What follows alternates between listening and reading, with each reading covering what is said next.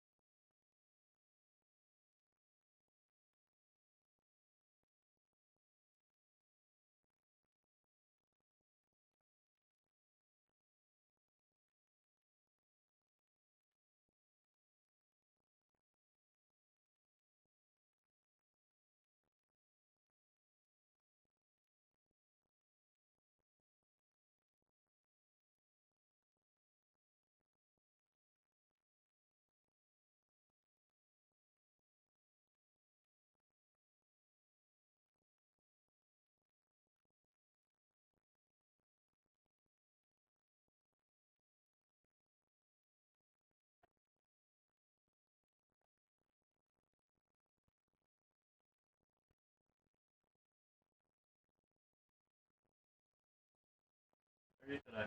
What's going on, bud? What's it called, Trying to stay busy. Oh, yeah, that's for sure.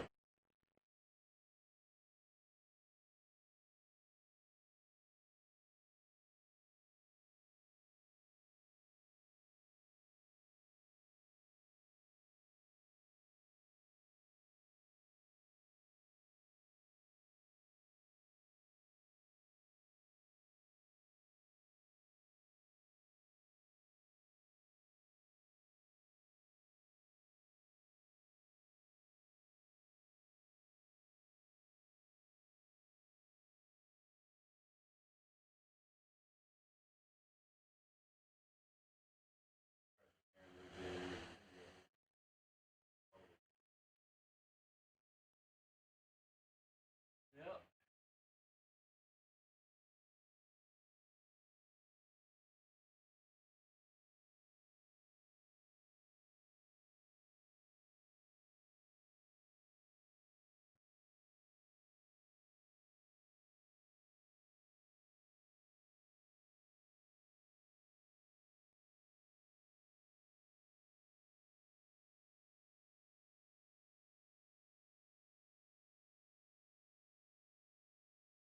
Herman used to say, what time is the 11:30 qualifiers?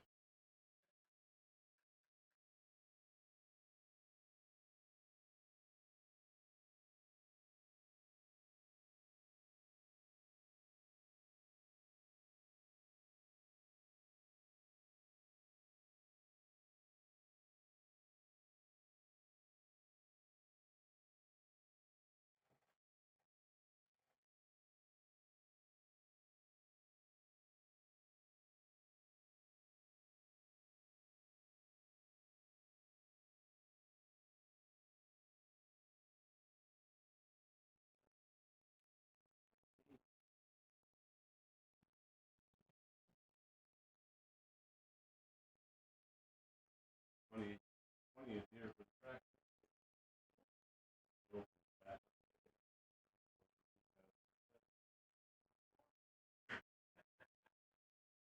Oh, well, you're here for all the day.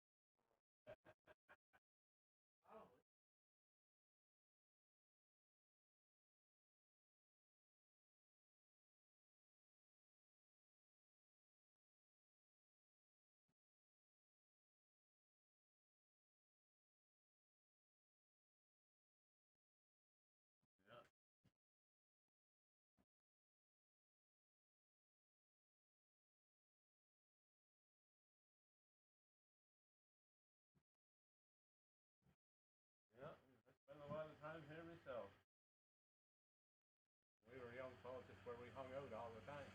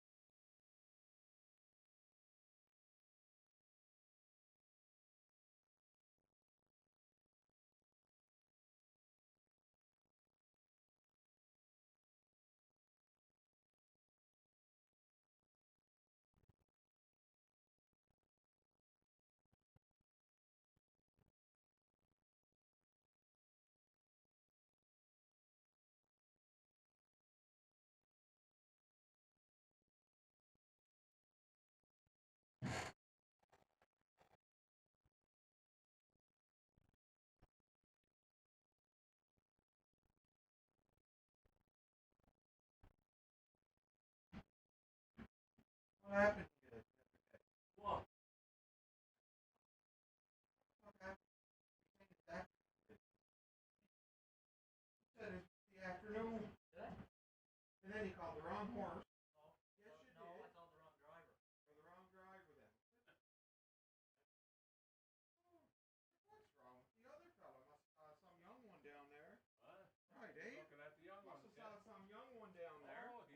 said it was afternoon racing. Unbelievable. How you making out?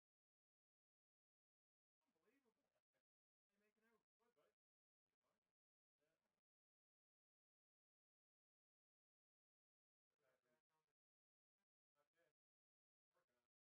Yeah. I think he already told him that haven't posted for me position yet, so. Roger got on in the aisle. Oh yeah, talking to Roger. Yeah. And one day I was talking to Derek. Yeah. He put Roger on the phone. He said, "Here's a guy you might know." I said, Yeah. Yeah. Yeah, he'd be a good guy. Yeah. Good. Yeah, I just put a replacement camera in here to Oh, for that problem they had last week with the black. I don't know. Had a black piece on the bottom of the video. Yep. So camera, so I got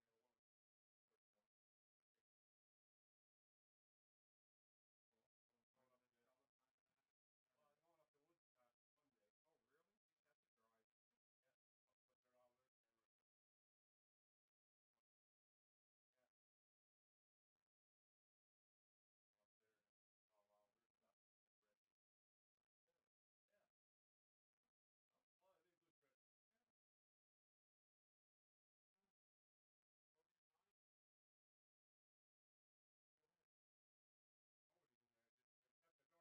one that I had at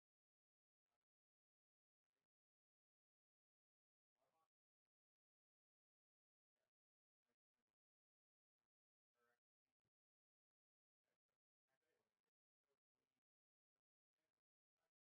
That's the one. Going up to well, I'm going up to Woodstock Monday. Oh, really? You have to drive it. Yeah, I'll put their all their cameras. Yeah. Up there and all their stuff. Ready. Yeah. Oh, it is a good trip. Yeah. Over your mind. Nobody's in there. Just shut the door and turn the thing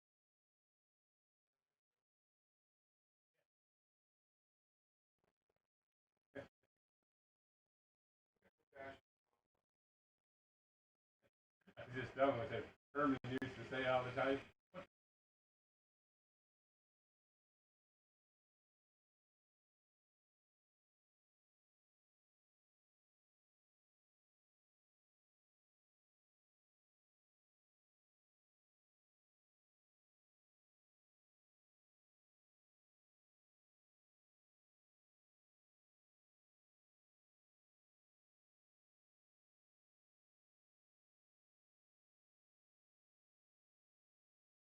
Down? Oh.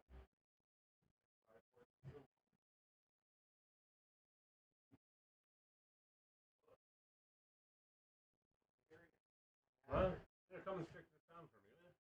I'll push this window up. What is it, buddy? I gotta push the window up further and then take that bolt or the nut off the end and Where, right put it, here? yeah. And then when you put that bolt through one of them holes when I get it, wherever it fits. I was gonna try it myself. So, where do you want it? Somewhere around there. That looks like probably where it's always at. Yep. Right here. I would say pretty good. A little bit twisted. Oh yeah, that one hurt. Yeah. All right, is it? Perfect. Perfecto. El perfecto. El perfecto. There.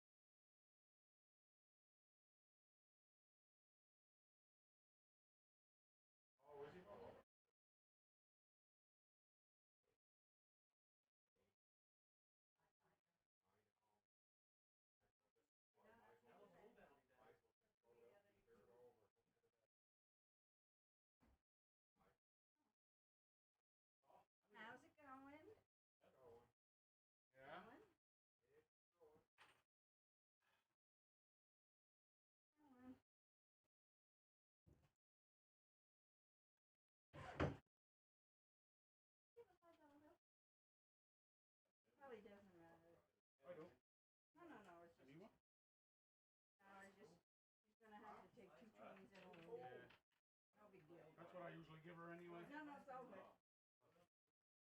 Well, that's what I gotta That's give. how you were doing with it. That wouldn't matter if it was quarters. No, I wouldn't give her quarters. I would. Yes. If I had them. Yeah. They'll either want or they don't. That's right. Oh, good. It's not as.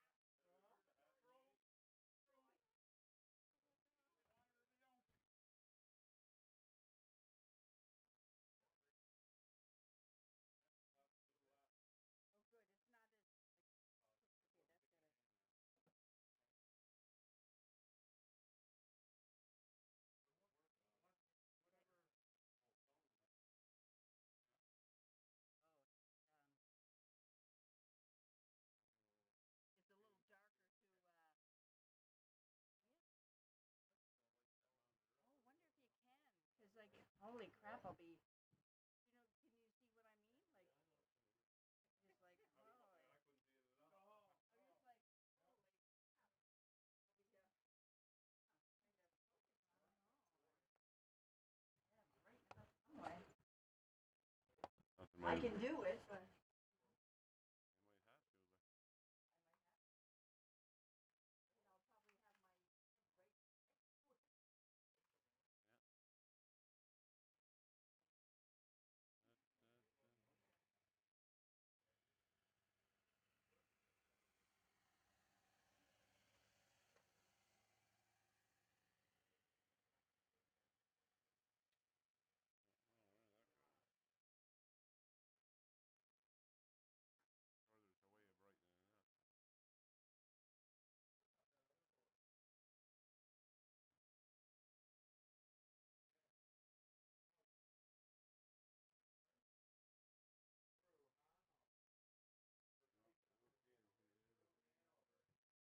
And I'll probably have my right next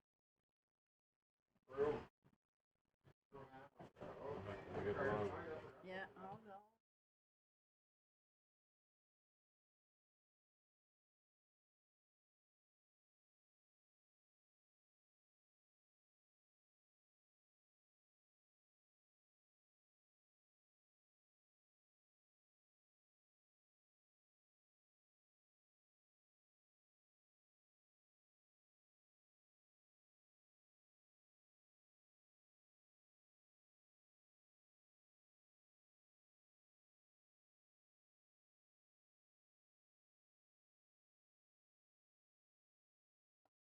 We only got 12 races, No. but you got 2 minis in between.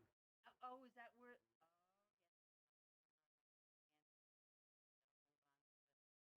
Oh, yes. If I let the spoon go, so I've got to, yeah. So. Oh well. Oh well, figure it out. Never all. Oh, jeez. Put her on the slower speed and then. No, no, it's all good. I just, you know, Gotta remember. click. Yeah, that's perfect. I'm just, Go ahead. no, I'm just holy crap.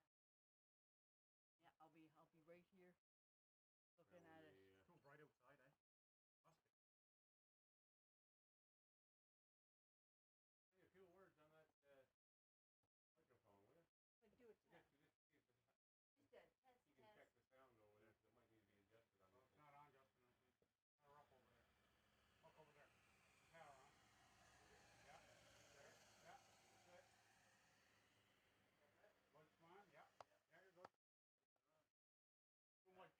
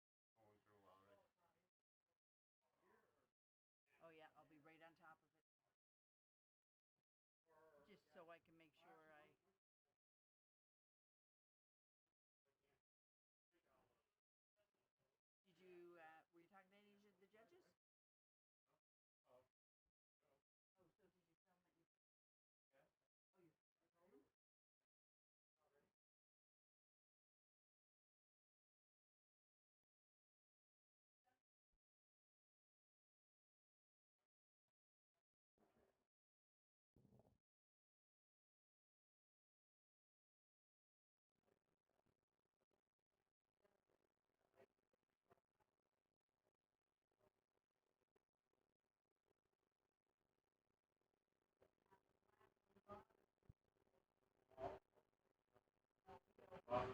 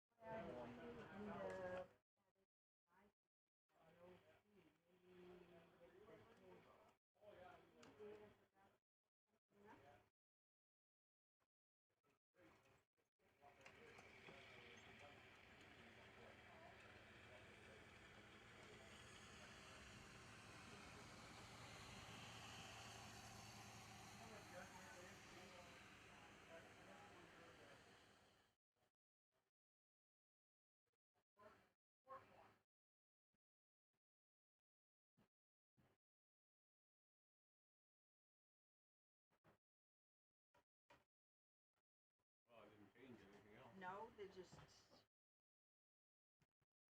Oh, so do they need a TV down in the paddock?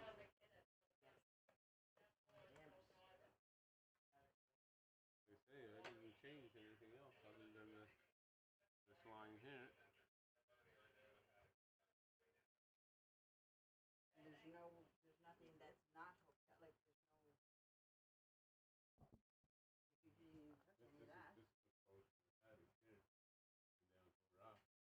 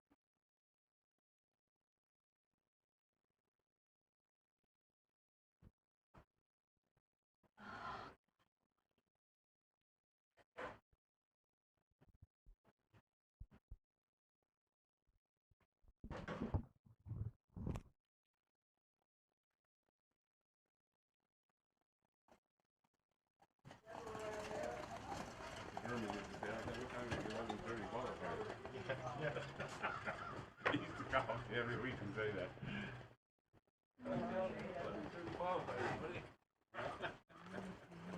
I'd say almost 10 to 12. 10 years, Herman's and gone now, what? Just looking at the picture there.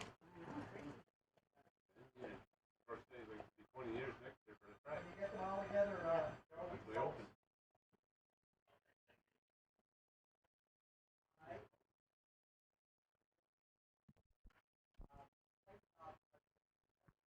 Mic check. Test 1 2.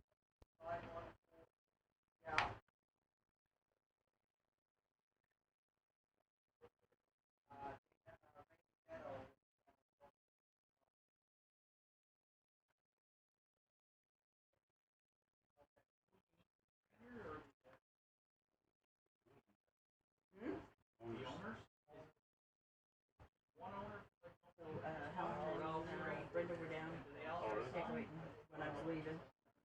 Actually, they got most of freaking decorations they got.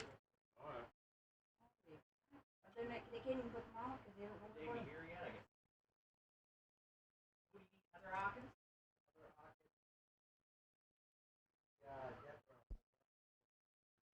Heather Hawkins, please see Deborah in the race office, please. Heather Hawkins and Wayne Hardy, Susan McSween, and Randy Ghetto. Also, please see Deborah in the race office. That's for claiming authorization for entries this afternoon. Oh my God. Hold it now.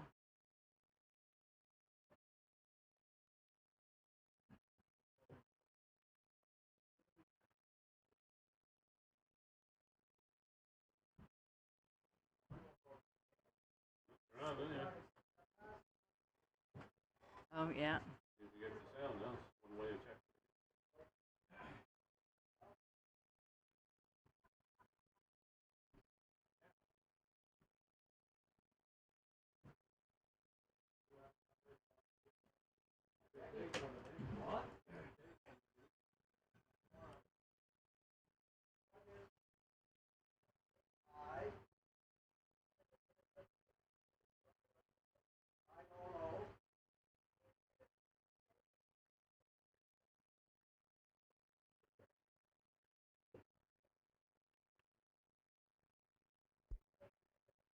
Field of 4 for today's first of 2 qualifiers. Comes to the top of the stretch with Woodmere Teeter and Larry Snow. Leave Me Alone Me and Kevin Bailey. Brienne the Beauty, Warren McKinnon. Top of the bar, Matt Maggs and Ken Pazzarini. Field of 4 for the stretch. There's 2 of them on gate here leaving out. There they go, off pacing. Leave Me Alone Me and top of the bar, Matt Maggs. They'll get away 1-2 into the turn. Brienne the Beauty is wide there from third, and it was a tardy start at the rail for Woodmere Teeter. The 2-year-old flameproof Hanover gelding gets away fourth. Well strung out here to the quarter. Kevin Bailey and the 3-year-old Blood Money filly Leave Me Alone Me. They're clear by 4 over top of the bar, Matt Maggs and Pazzarini. Then about another 5 back to Brienne the Beauty.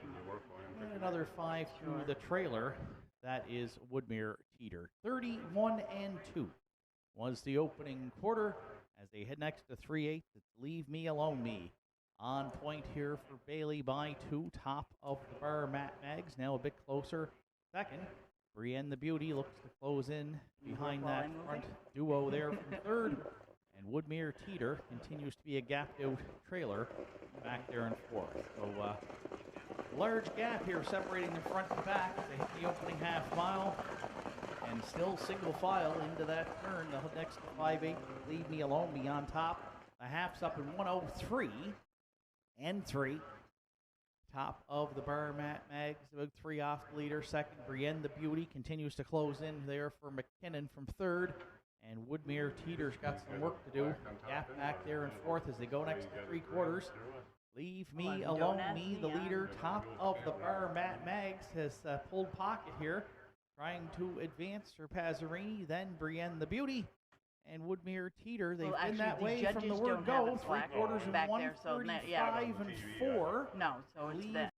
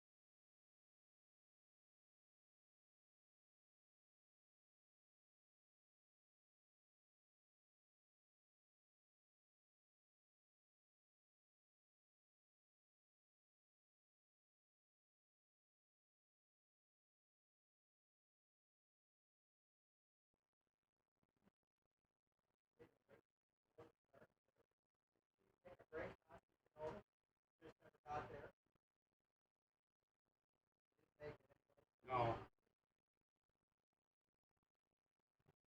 Hello. All right. I don't think one made it. Yeah. I don't think one made it. Well, check. One didn't make it. No, one didn't make it. I don't think the 3 did. I'm not at home now, though. I'm at the racetrack. 2, 7, and 3. It's a mile. 2, 7, 3 is a mile. No. Check in a second there. Well, I'll be going home before Mass, and then I'll be going to Mass around 3. Yes, I know that. I'll be going home after that. Yeah. All right.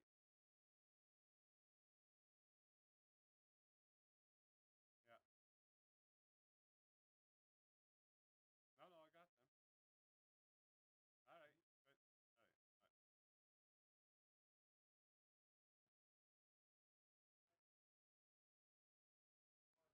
4 1/4. 4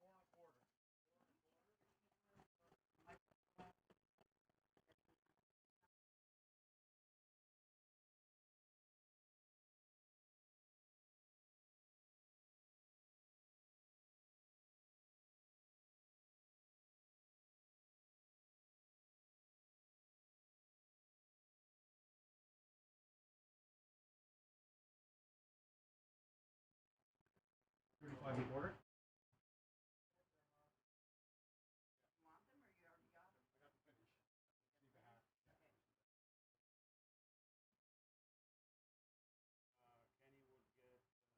Kenny would get 2 weight right on.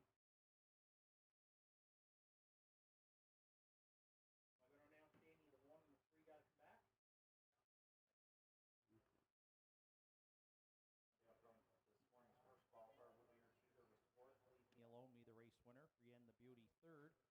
Top of the bar, Matt Maggs finished second. 31-2, 1:03.3, 1:35.4. The mile 2:07. My gosh.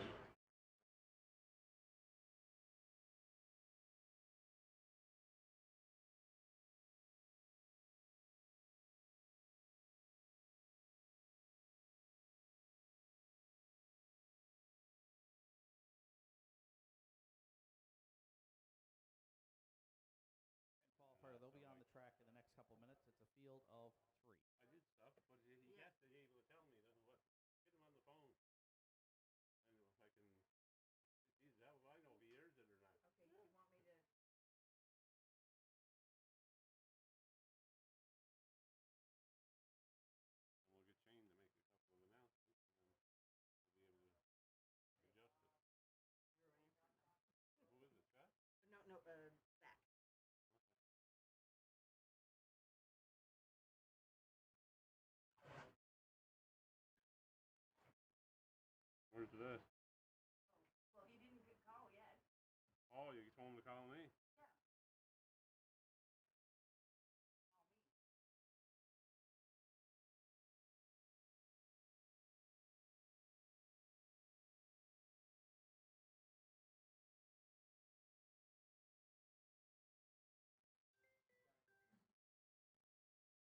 Hello, Zach. Good. Dave Lewis here at Nortside. So what's happening? What's the sound? I can adjust it here,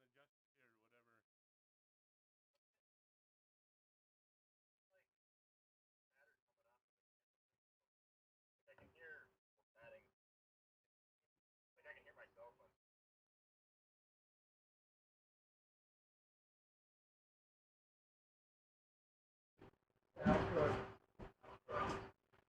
Does he have to?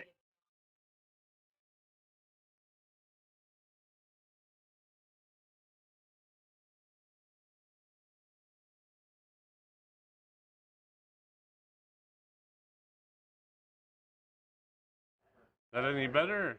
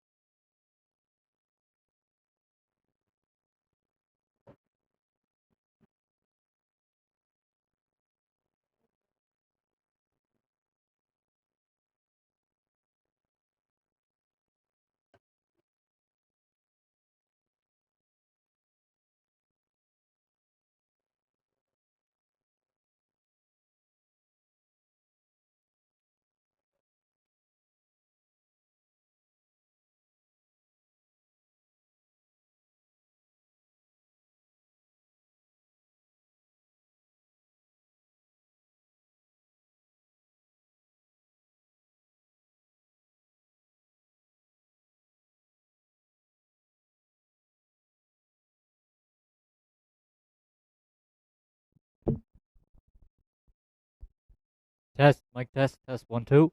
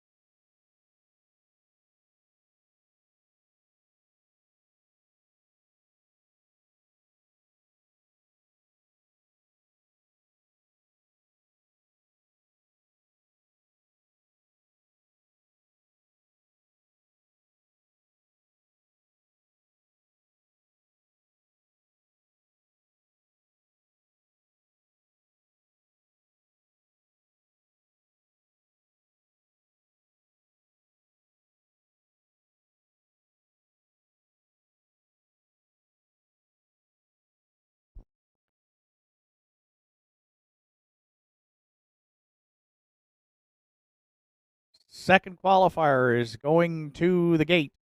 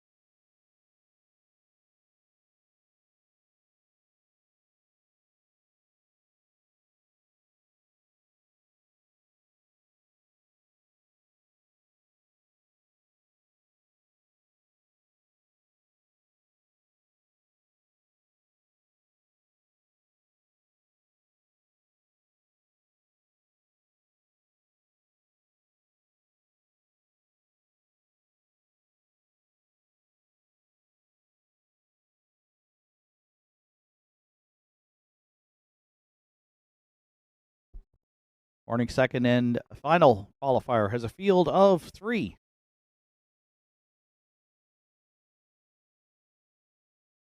With Sports Destiny and Kevin Bailey, Fly Bulldog Fly, Brody McPhee, Shadow Cross Hooper, and Mark Pazzarello. Second qualifier, top of the stretch. Here they come.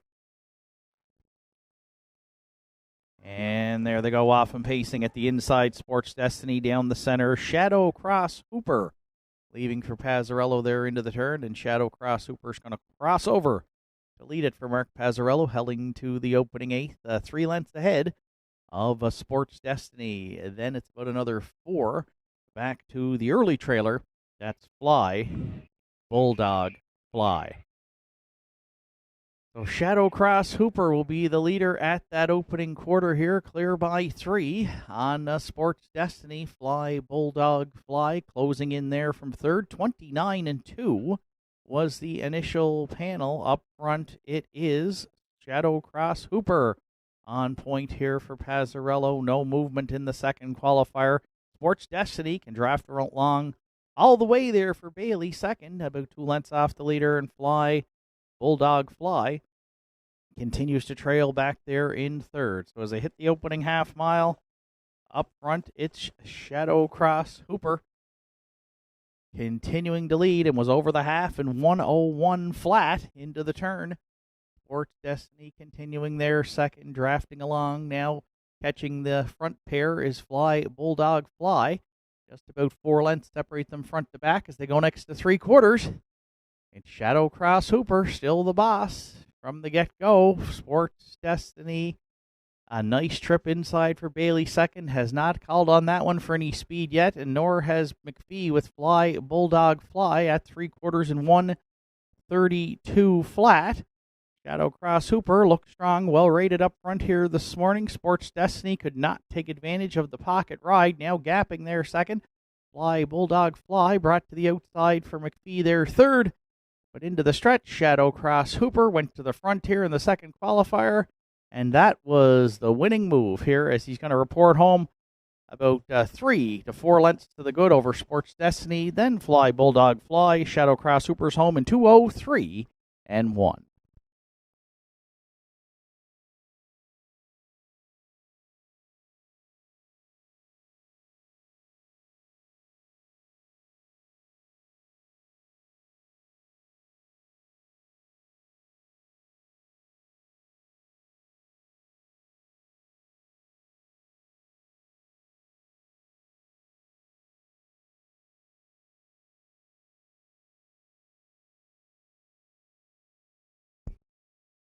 Rundown from today's second qualifier. Sports Destiny was second. Fly Bulldog Fly third. Shadow Cross Hooper the race winner. 29-2, 101, 132, and the mile 203-1 for 3 Shadow Cross Hooper. Top down, it's 2-3-1, and all 3 entries met the qualifying standard for time in today's second qualifier.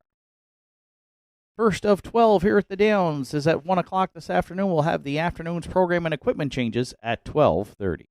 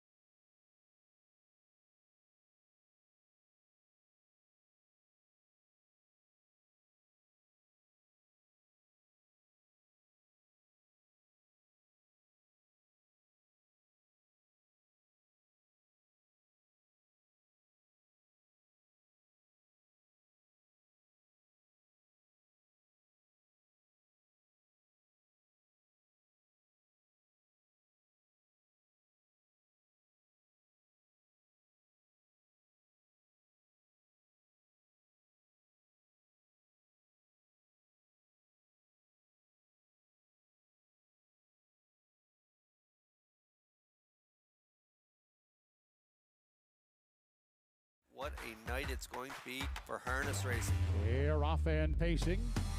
They win the Gold Cup in Charger.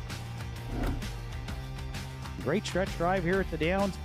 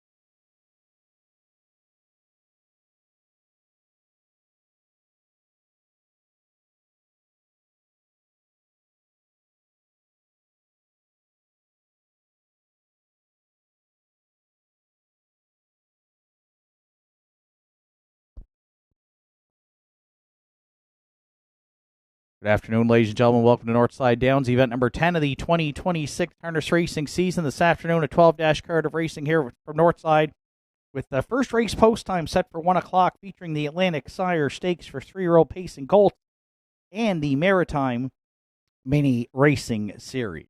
Currently in North Sydney, sunny skies, 24 degrees, and a fast track to open up a great afternoon of racing here live from North Sydney, Nova Scotia. Track conditions are rated by members of the Atlantic Provinces Harness Racing Commission's officiating team. The senior judge this afternoon is Mr. Danny Dowie. The associate judges are Mr. Sean Towan and Mr. Danny McKinnon. On the starting gate and patrol judge today is Mr. Joe Garib. Here are the afternoon's program and equipment changes. In the first race today, the 2-entry Woodmere Bedard, an equipment change, taking off the open and Hoodwith cups and going to a closed bridle and a shadow roll. Turning over to race number 2, the second today, starts the pick 5 with a 20-cent minimum wager. We've got a large carryover of almost $600 into that pick 5 pool from last week, as there was no winning ticket sold. And also superfecta carryover in the second today of almost $190. That is into the pool for today's second race as well. And in the second today, the lone change is the 6-entry Accelerator. Make the driver Zach Mullen. Third race. Changes include the 1 Fancy Meeting You Here to be driven today by Kevin Bailey. 2 A Fighting Chance picked up Mark Pazzarello. There's a judge's scratch of the 6 Sky Low Low. And 7 Keeper of the Realm. Make the driver Zach Mullen.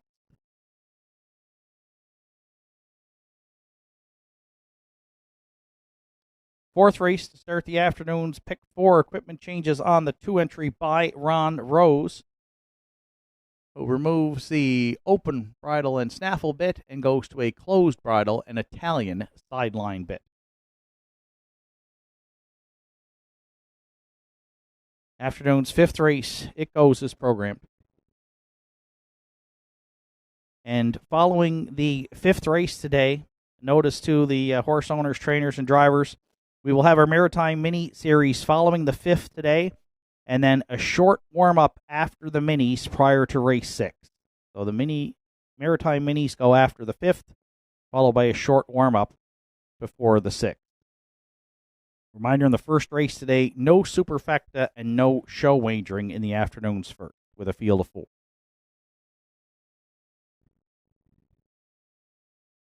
Turning over to race number 6. In the 6th today, the 2-entry Jim's Big Thrill. The driver will be Arden Mofford. Arden Mofford drives 2 Jim's Big Thrill in the 6th. 7th race, Atlantic Sire Stakes 3-year-old Colts A Division, field of 5. It goes as programmed. There are no program changes in the afternoon's 8th or 9th. And the 10th, the second A Division for the Colts, it goes as programmed as well with a field of 5. Next change comes in race 11. In the 11th today, the 3 Elm Grove Quigley adds a Tony Morgan on the outside.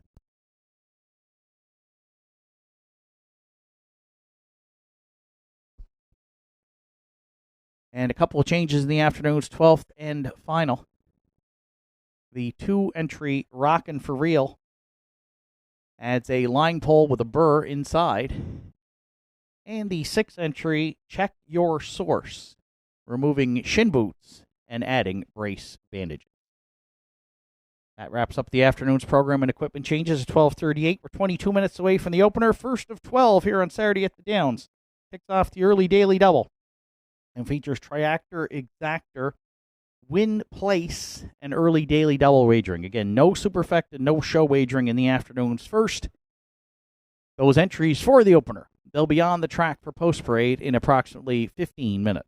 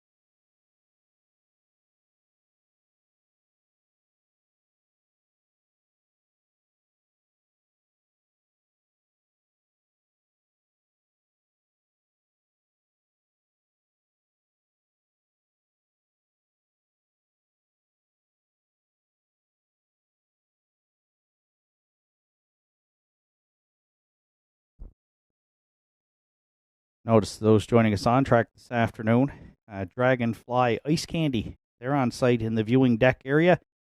Also, the food truck in the canteen have specials on today. Stop by both for some great specials. In the canteen today, wings and fries for $15, club and fries for $16, and Donair burgers, they are $7. So check out those specials in the Dragonfly Ice Candy on the viewing deck here at the Downs this afternoon. Reminder, Maritime Minis, they come after the 5th race today.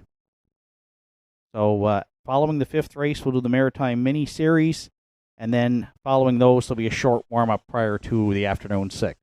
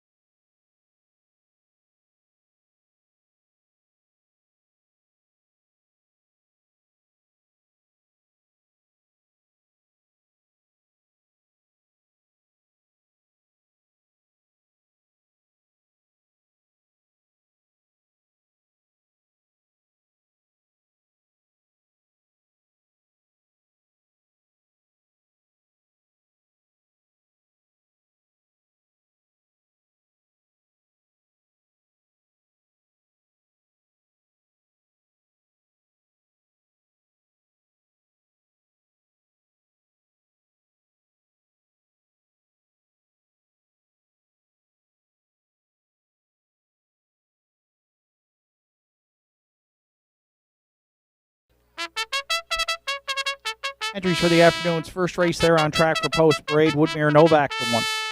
For Angela MacArthur, Angus McCory, and Zach Mullins. Zach Mullins training and driving. 2, Woodmere Bedard for Terry Morrison, Irwin Cleaner, Paula Kennedy McDonald, Don Kennedy trains, Brett LeBlanc this afternoon catch drive. 3, Galway Bay is owned, trained, and driven by Monica Sutherland. 4, Blondie's Boy rounds out the field. For Richie and Sandra O'Donnell, Richie O'Donnell does the training. Mark Pazzarello will be in the sulky. A field of 4 to contest the afternoon's opener here on Saturday afternoon at Nortside Downs. The Atlantic Sire Stakes 3-year-old Pacing Colts B Division. The purse, $6,000. Featuring the early daily double, Triactor Exactor, win place. No show wagering, no superfecta wagering here in the opener. And, of course, rolling pick 3 wagers throughout the afternoon. Post time for the opener in 5 minutes.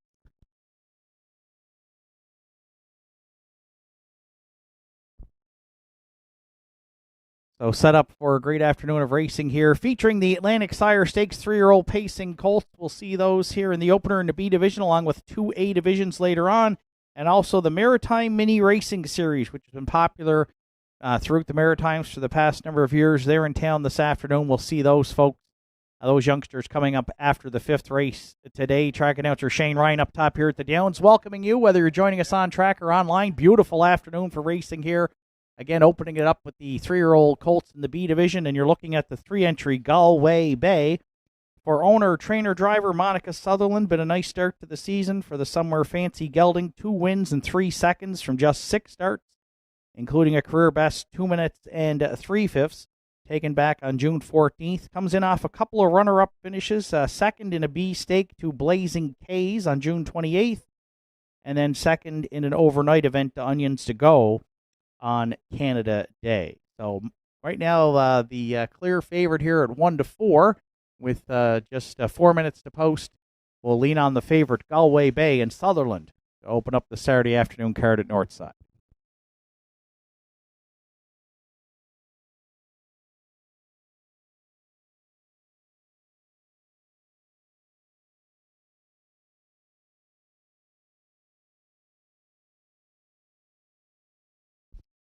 For second, I went to the 1-entry Woodmere Novak, who's currently at 3-4. For trainer-driver Zach Mullins, who co-owns with Angela MacArthur and Angus McCory. Fourth start of his 3-year-old season for the Bet the Moon gelding. Has already hit the board in 2 of those 3 starts. All stakes engagements. Opened it up with a 5th in the Turner at Truro on June 12th. Then was a good second here at the Downs to Smilin' with Lou, who we'll see later on in an A division. That was in the Phil Pinckney stake here on June 20th, and then was third in the B division at Inverness on June 28th. With some good closing quarters as well, now draws inside and is a major win candidate, and now the slight favorite here at 1-2 with 3 minutes to post, the 1 Woodmere Novak.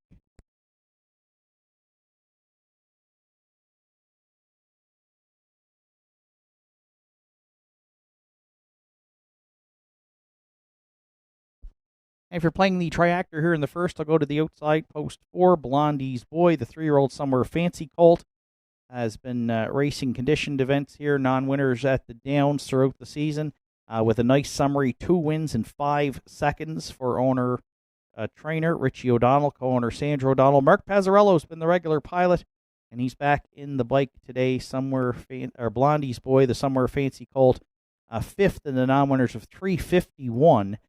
Here on July 4th, race time 2:03. Does have a career best 2-3-3 this year at the Downs, a wire-to-wire score on June 6th. Currently, Blondie's Boy is the long shot in the group at 13-1.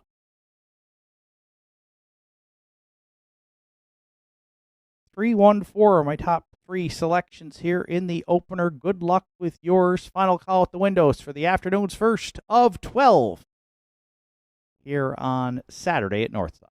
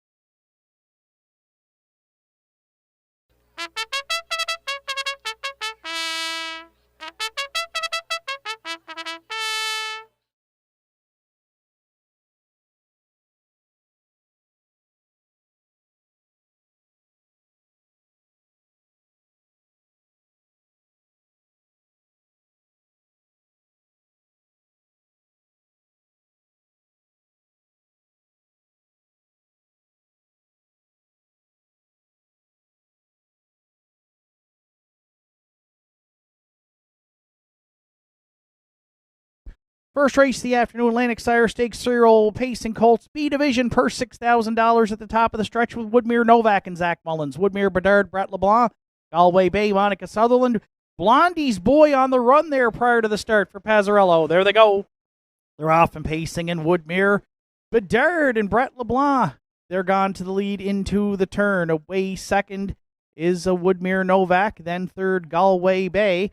And pulled up here early is a Blondie's Boy there. Pazzarello trying to get that one to reset as they go down the backstretch for time 1. Out of the pocket comes Woodmere Novak in line 2, Zach Mullins. And he has taken over top spot. Woodmere Bedard now sits second. Galway Bay away third. And it was just a terrible start for Blondie's Boy, who will be the gapped out trailer. All the way from back there in fourth, 30-1 opened it up, and Woodmere Novak strikes the front here for Mullins, heading next to 3/8. It'll be a pocket ride at Northside now for Woodmere Bedard and Brett LeBlanc. Galway Bay will follow those early leaders. She tracks them there from third for Sutherland. And Blondie's Boy continues to be the gapped out trailer. So single file for the trio here in front of us as they hit that opening half mile. No early pressure on Woodmere Novak, who's the midway point leader. Woodmere Bedard gets to draft along all the way there from second through a 1:01 and 4 opening half mile. Galway Bay's got the cue to roll from Sutherland, and now on the move. The pace will quicken now next to 3/4. Woodmere Novak at the inside. Galway Bay now. And Sutherland, they're just a neck away second, and they're trying to power up to take that lead away at 3/4. Woodmere Bedard there third, about 3 lengths off the leader, and then Blondie's Boy. Galway Bay is half a length out in front at 3/4 and 1:32 flat, but could not clear Woodmere Novak here with just an eighth of a mile left to go. Then Woodmere Bedard and Blondie's Boy into the stretch. Galway Bay, Woodmere Novak. Galway Bay now is cleared for Sutherland. And driving away, Atlantic Sire Stakes 3-year-old Colts B division in the opener. Galway Bay and Monica Sutherland. They won it by about 5. Woodmere Novak was second. Then Woodmere Bedard to round out the top 3. They sprinted home in 28-3 for a mile, 2 minutes, 3/5.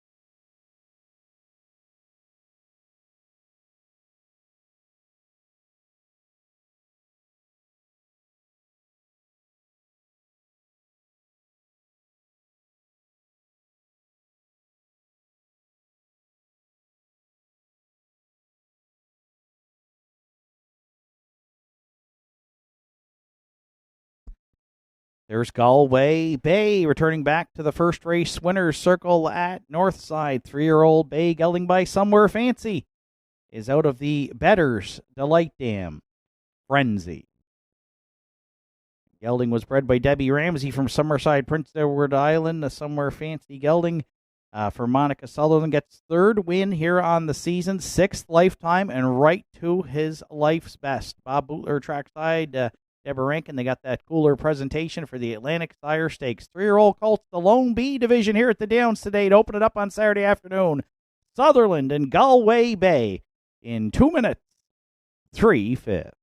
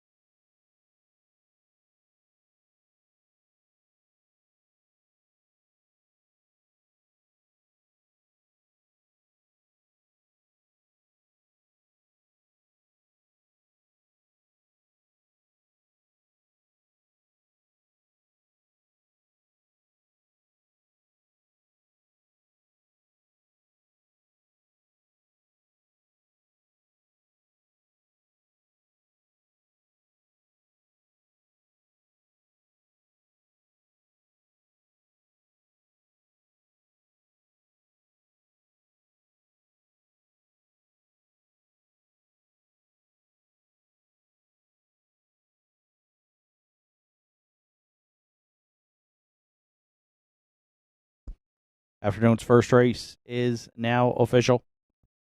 Woodmere Novak finished second. Woodmere Bedard was third. Galway Bay, the race winner.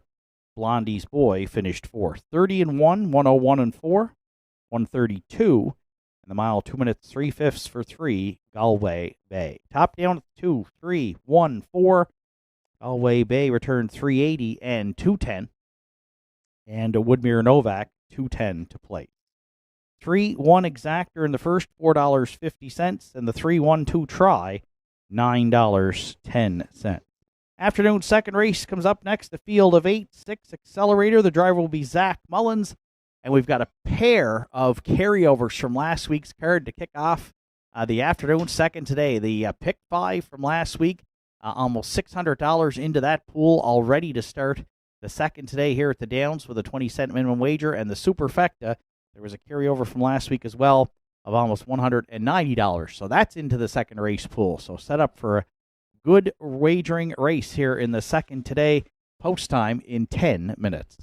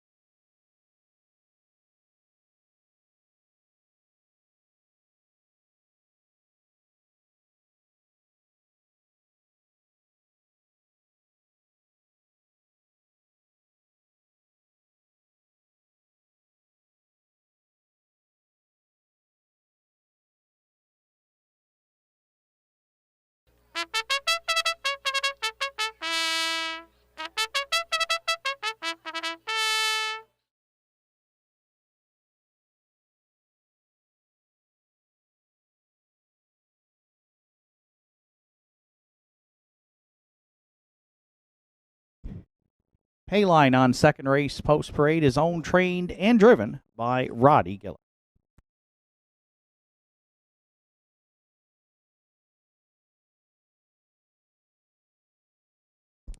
Two play and bad for co-owners Roy Dixon and Logan Woodall. Warren McKinnon trains. Brody McPhee this afternoon catch drive. 3 Farmers Fieldstone for Sandra and Richie O'Donnell. Richie O'Donnell trains with Mark Pezzarello. 4 Starship SLX is owned, trained, and driven by Kevin Bailey. 5 Candid Cameron, Colin and Carol Rankin are the owners. Colin trains. Sean Link this afternoon will steer.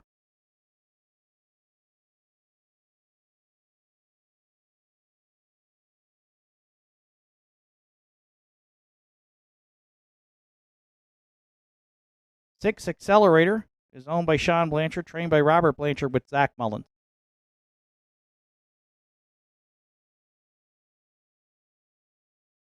7 Boys Turn for Henry Paswada and Larry Snow. Larry training and driving.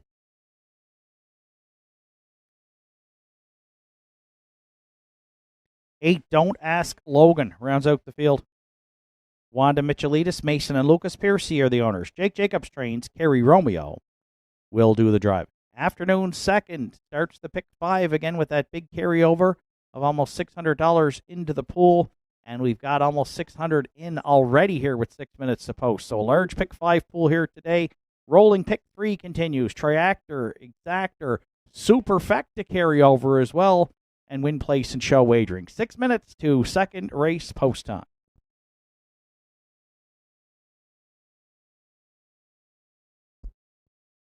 So we've got a field of 8 here to start the pick 5, and you're looking at the 1 Pay Line, who I went to as my top selection, 5-2 on the morning line for owner, trainer, driver Roddy Gillis.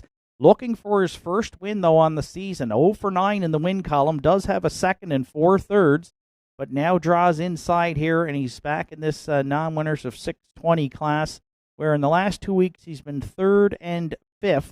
Never got into it last week, got away 6th. The week before was on the outside and finished 3rd, pacing his mile in 2:01. So we'll see if Roddy can hustle Pay Line from the rail here. Should be up close, if not on the lead early.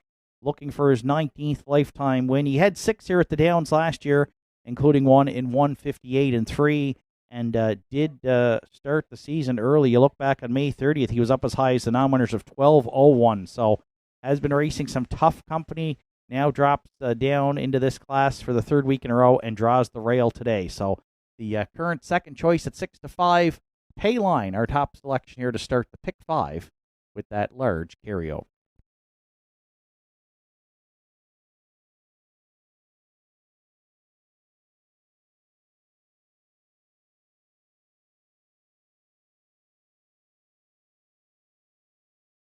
Another class dropper in here is the 5-entry Candid Cameron, the 12-year-old sports writer gelding for Colin and Carol Rankin. Drops from the non-winners of 8:15 down to this 6:20 group here today. Does draw outside. Comes in off a 4th place finish here on July 4th, where he paced his mile in 59 and 4. Hasn't been as up close to the lead as he had been to start the season. You look back on June 13th.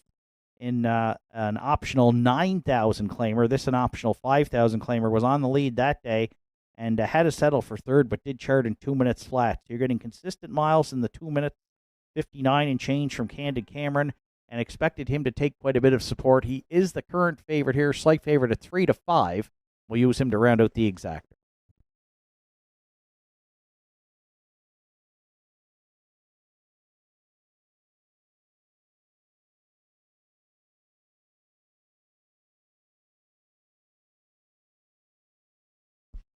For triactor players, have landed on the 2 Play and Bad for Roy Dixon and Logan Woodall. Warren McKinnon trains. Brody McPhee's in town for stakes drives today, so he gets the catch drive call from trainer Warren McKinnon. Play and Bad, 123 lifetime starts and just 4 wins for the Chestnut Gelding. 17 seconds and 10 thirds. Was a really good third. 2 starts back at Truro on July 3rd. Paced his mile in 57 and 4. Then shipped to Inverness and got parked there early through some good early fractions and faded to 6th in paced his mile in 2:01 and 4. So he's made the Nova Scotia loop here in the last week, and I don't think you can say that too often. He was in Truro on the 3rd, then he was in Inverness on the 8th, and now he's back home in Nortside here today on the 11th to wrap up the Nova Scotia Tour. Play and Bad right now at 5-1 with the inside post. We're going to use him to round out the trot.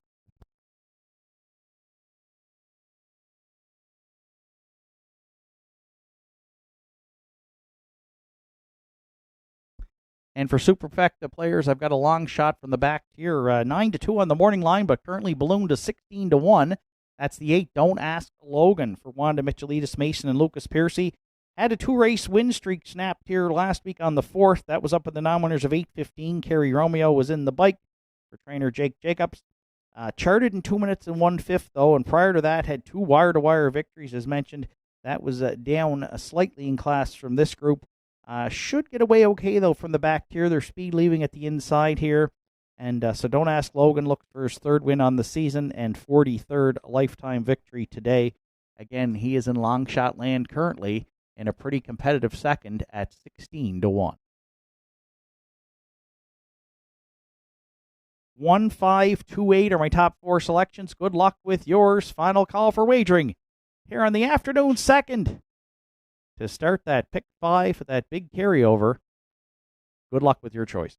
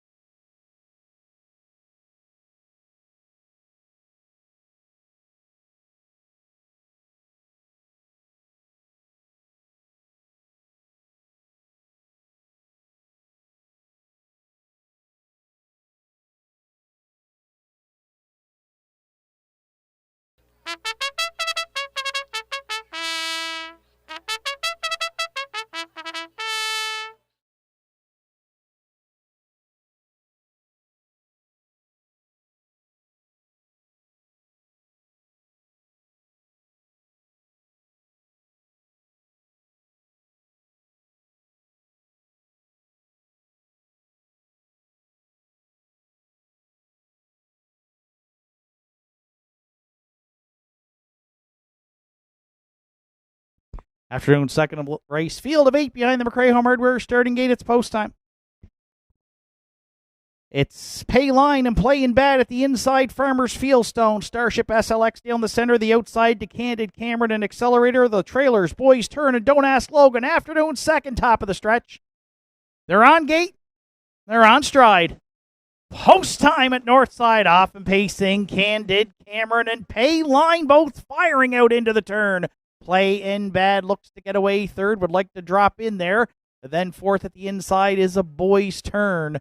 Fifth, round that opening turn is Farmers Fieldstone. Then sixth down the backstretch for time one, Don't Ask Logan. The early trailers, Starship SLX. And at the back, the veteran Accelerator. On the Accelerator is Roddy Gillis and Payline. They demanded to lead it from the rail. They put Candid Cameron in the pocket second. How's that? Pitter patter, let's get at her early. 28 seconds flat, opened it up. Gillis and Payline, oh, they're all business early here on Saturday at the Downs. The veteran Candid Cameron set up for a perfect pocket ride at Northside second. Playing bad at the inside third. The backfield starts up early. Boys Turn and Larry Snow, they'll come first up fourth. Farmers Fieldstone's got a second over toe fifth. And the veteran Don't Ask Logan into the mix there from sixth. Seventh with nowhere to go at this point, Starship SLX. And problems in the backfield for Accelerator, who's a gapped out trailer there in eighth. 58-3 opening half mile. Payline cuts the numbers next to three quarters. Candid Cameron 2 lengths off the leader second. Boys Turn tried it first up third. Farmers Fieldstone might have to look 3 wide fourth. Playing bad down at the inside fifth. And then wide sixth, Don't Ask Logan. Followed by Starship SLX and Accelerator 3/4 in 1. 28-4. Payline came to play today here at Northside. And Roddy Gillis has got them by 5 into the stretch. Candid Cameron could not take advantage of that pocket ride at Northside second. Boys Turn the outside third. Payline coast to coast here in the second at the Downs. Won it by about 6. Candid Cameron second. Boys Turn rounded out the top 3 in 1. 58-2.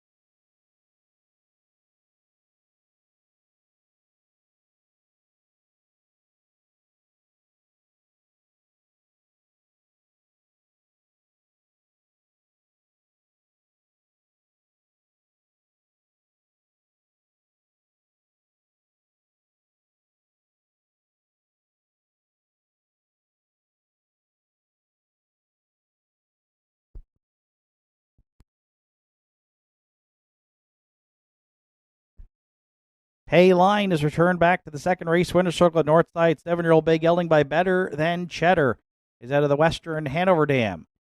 Keystone Treasure, owned, trained, and driven to victory by Roddy Gillis from Florence. First win on the season for Pay Line. The Pacer gets his 19th lifetime victory this afternoon. Coast to coast in the afternoon. Second to start the pick 5. Pay Line and Roddy Gillis. Good trip 1, 58-2.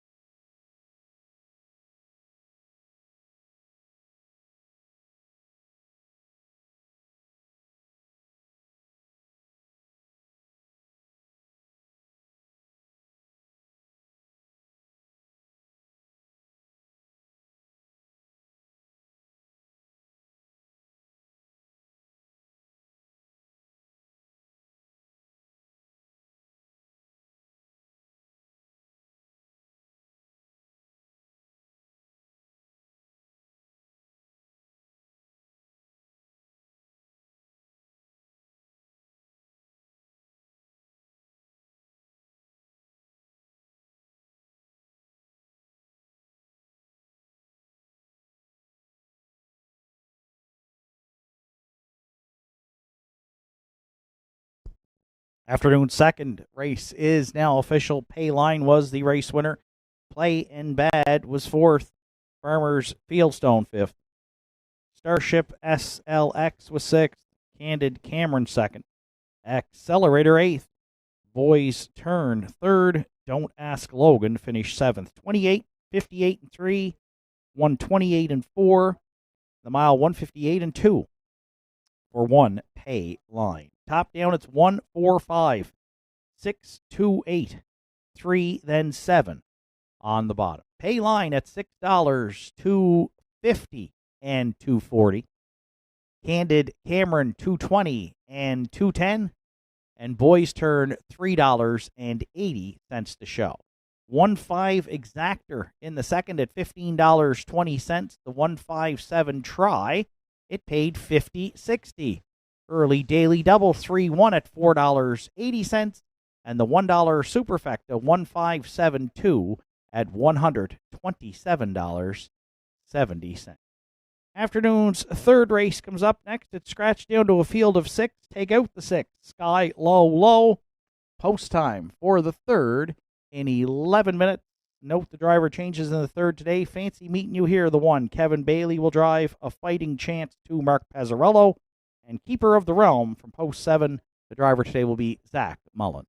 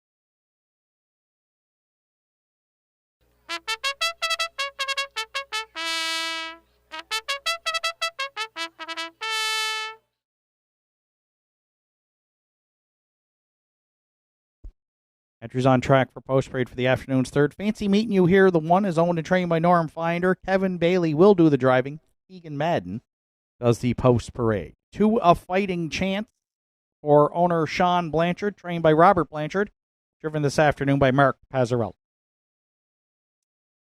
3 Windermere Fluster is owned and trained by Norm Finder with Sean Link.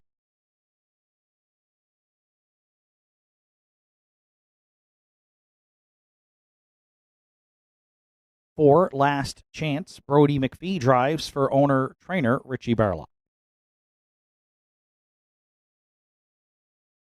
5 Don't Tell Kim, Wanda Michelitas owns. Jake Jacobs trains with Kerry Romeo. 6 Sky Lolo is scratched. 7 Keeper of the Realm rounds out the field. For owner Gussie Burns, trainer Bobby Campbell, and catch driver this afternoon, Zach Mullen. Scratch down to a field of 6 for the afternoon's third. Triactor Exactor Superfecta. Rolling pick 3 and win place show wagering with 6 minutes to third race post time.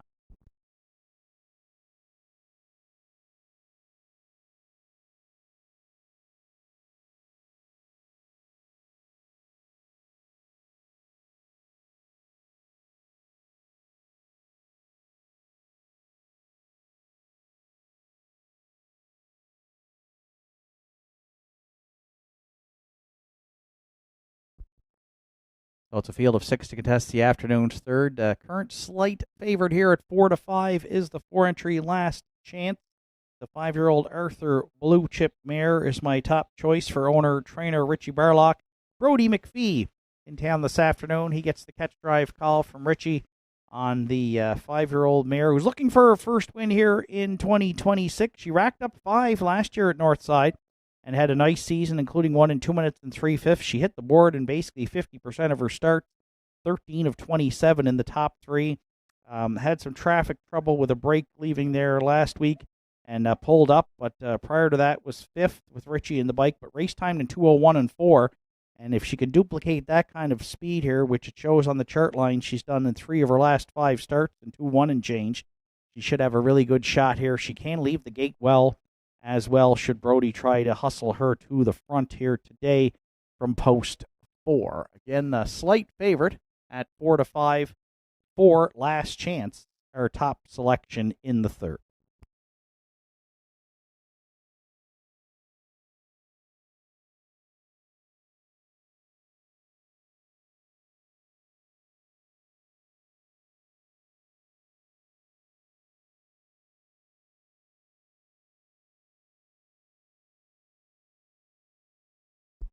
If you're playing the Exactor or Triactor in here, the 3 Windermere Fluster, she's almost a must-use. You look at the summary here in her last 6 starts, she's got 4 seconds, a third, and 1 fourth. So she's been second or third actually in 6 of her last 7 here for Norm Finder. Sean Link hops back on board. Sean gave her a competitive, aggressive steer here last week, parked early, and still finished second, just beating a nose to Red Dirt Legacy, and she charted in 2:02 and 1. A little bit of a softer journey here today, and she might get that second career victory. She hasn't had one in the last 2 years, so she's been camera shy, but 11 seconds and 10 thirds for the 4-year-old Articulator mare, and she can leave the gate pretty well as well, so I think she's up close early, and she sticks around late here. We'll call her again for second, currently at 3-1.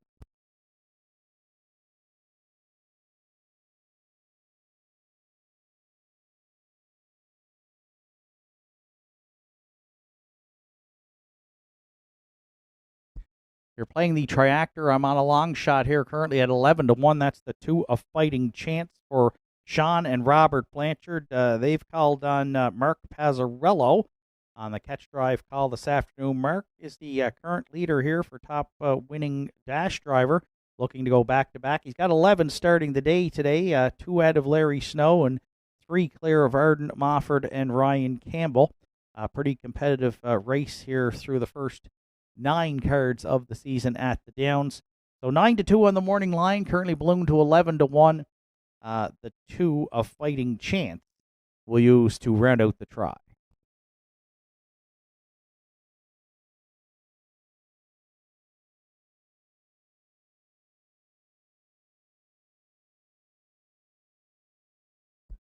And if you're playing the Superfecta, I'll go to the back tier, currently taking a bit of support at 5-2 as the 7 keeper of the realm for Gussie Burns, Bobby Campbell, and the catch driver this afternoon, Zach Mullins. Yet to hit the board in 5 starts on the season, but did show some signs of life last week. Finished 4th with Ryan Campbell on the bike and was charted in 2:01 and 4. So if you can duplicate that kind of speed here with Zach on board, he's got a shot here to hit the ticket, and the public is on board again at 5-2.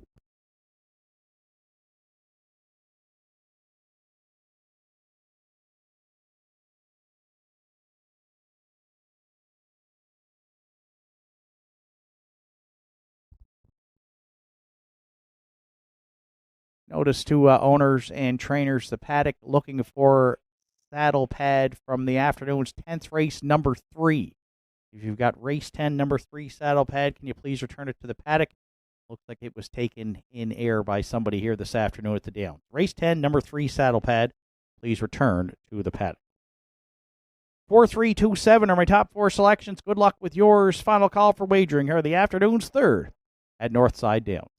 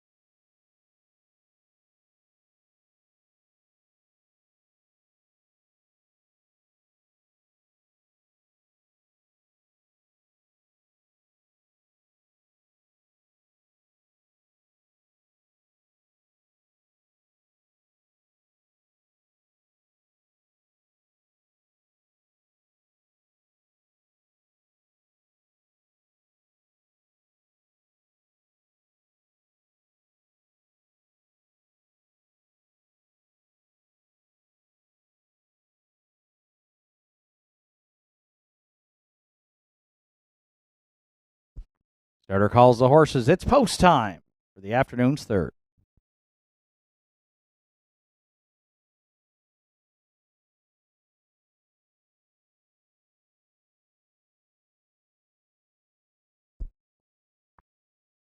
Third race of the afternoon. Field of 6 behind the McRae Home Hardware starting gate with Fancy. Meeting you here in Kevin Bailey. A Fighting Chance, Mark Pazzarello. Windermere Fluster, Sean Link. Last Chance, Brody McPhee. Don't Tell Kim, Kerry Romeo. And in the back tier, Keeper of the Realm for Zach Mullins. Afternoon's 3rd comes to the top of the stretch. They're on gate. They're on stride. Post time at Northside, off and pacing. Oh, great looking start here. The inside 4 all leaving out into the turn. Fancy Meeting You here, A Fighting Chance. And Last Chance stacked up 3 wide to that opening 8th. Don't Tell Kim is also leaving there for a spot from 4th. 5th down the backstretch for time 1, a Windermere Fluster. And the early trailer is Keeper of the Realm. The keeper of the engine right now is Last Chance and Brody McPhee. They're clear by 2 after being parked a long ways to that opening station by A Fighting Chance and Pazzarello, who drafts along 2nd. Fancy Meeting You here, gapped out there 3rd. 29 seconds flat, opened it up. Windermere Fluster has got her cue to roll for Sean Link. She comes first up there from 4th. Don't Tell Kim settled in there 5th. Might follow that cover. And Keeper of the Realm continues to see them all from back there in 6th at the opening half mile. Last Chance and McPhee will be the midway point leader. A Fighting Chance is in there with A Fighting Chance. He gets to draft along 2nd through an opening half mile in 59 seconds flat. The leader, Last Chance, at 5/8. A Fighting Chance, a length and a half back. Second, Windermere Fluster grinding first over there. Third, Fancy Meeting You Here dropping back a bit now. Fourth, wide fifth, Don't Tell Kim, nowhere to go for Keeper of the Realm. Sixth as they hit 3/4. Last Chance, the leader. A Fighting Chance looks like he might have some step here. And Pazzarello's out of the pocket with him at 3/4 in 1:29.4. Last Chance, the leader. A Fighting Chance comes to call on the outside second. Then Windermere Fluster, eighth of a mile left to go. Down to 2 in the stretch. Last Chance at the inside. A Fighting Chance got a perfect pocket ride here from the top dash-winning driver at the Downs, Mark Pazzarello, and he's headed to the winner's circle in the afternoon second race. Second was Last Chance. Keeper of the Realm finished third in 2 minutes. 2:05.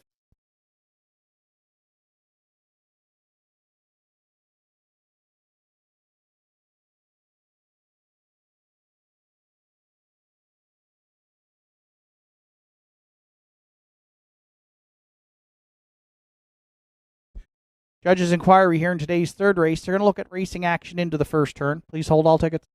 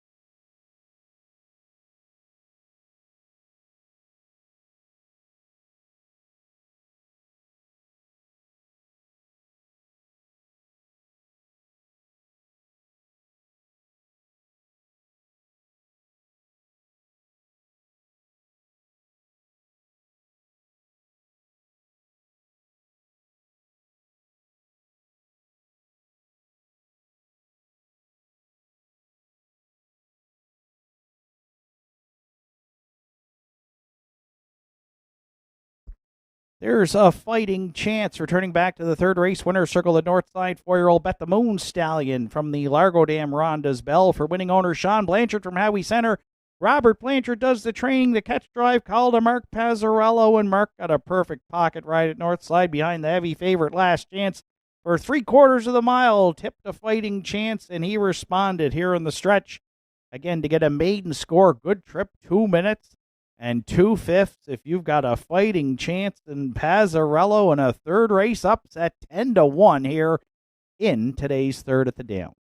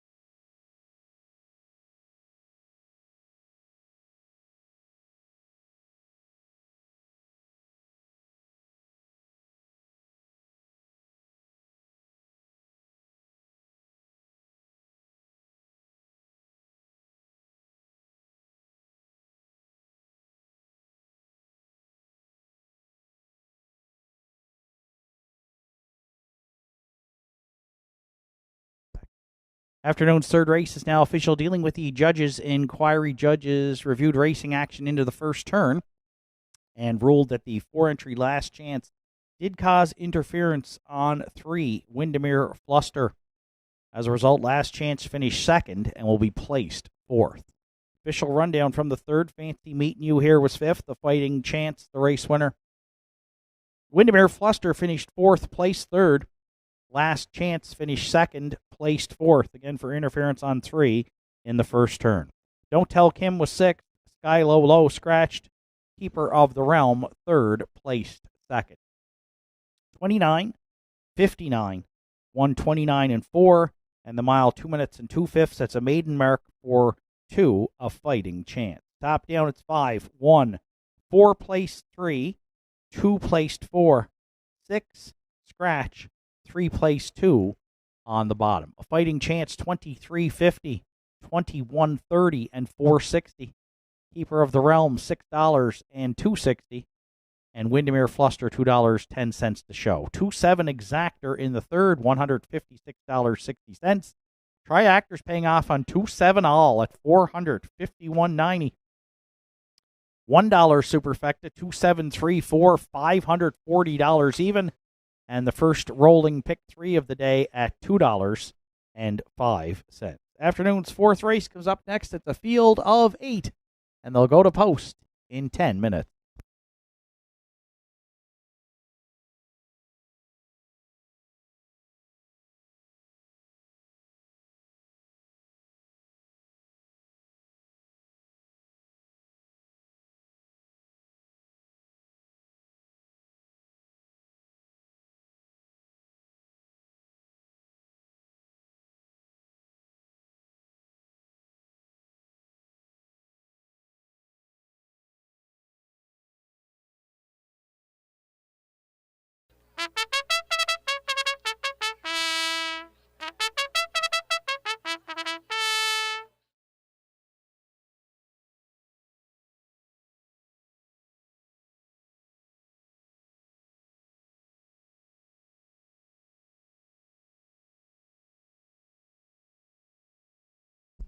Afternoon's fourth race entries, they're on track for post parade. Woodmere Sheldon, the one.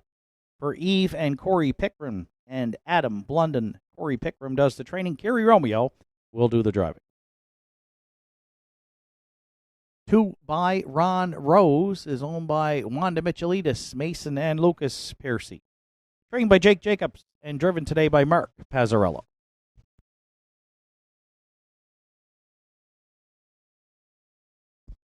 Finer Things 3 for Jane McKinnon, Jimmy Lewis, and Manzi McVicker. Peter McKinnon trains. Brody McPhee catch drive. For the Iron Man, for owner-trainer Joe Nearing and driver Zach Mullen. 5 Zayden's Luck is owned by Patricia Smith, trained by Jake Jacobs, and driven by Brett LeBlanc. 6 Two-Tone Terror for Josh and Jeffrey Lynch, trained by Joe Poirier, driven today by Sean Link.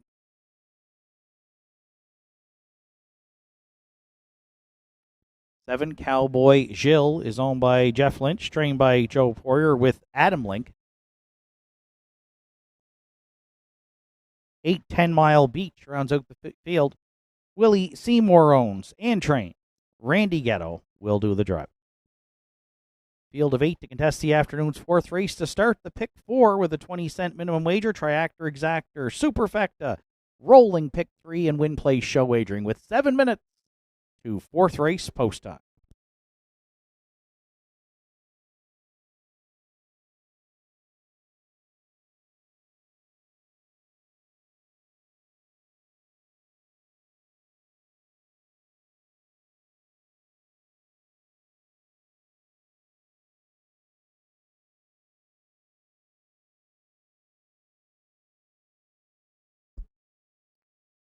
So field of 8 to contest the afternoon's fourth to start the pick 4. And I went to the 4. The Iron Man is my top selection for owner-trainer Joe Nearing.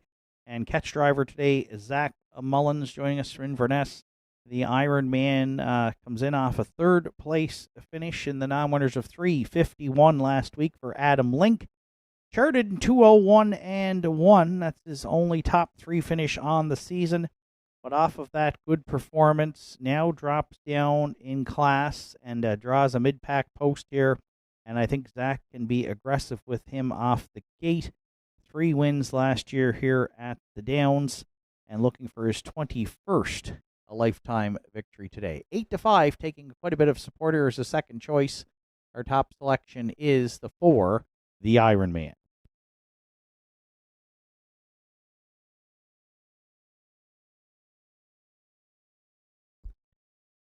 For the runner-up spot, I went to the 3 Finer Things for Brody McPhee, trainer Peter McKinnon, and co-owners Jane McKinnon, Jimmy Lewis, and Manzi McVicker. The 8-year-old Sunshine Beach mare has made 3 starts since being reacquired here by local connections. A winner on June 20th, then finished 4th, moving up in class, and did not get into it last week. Randy Guetta was in the bike, got away 8th, and finished 8th, charted in 2:04. So mixed results here, but now picks up Brody, has a good draw here from post 3.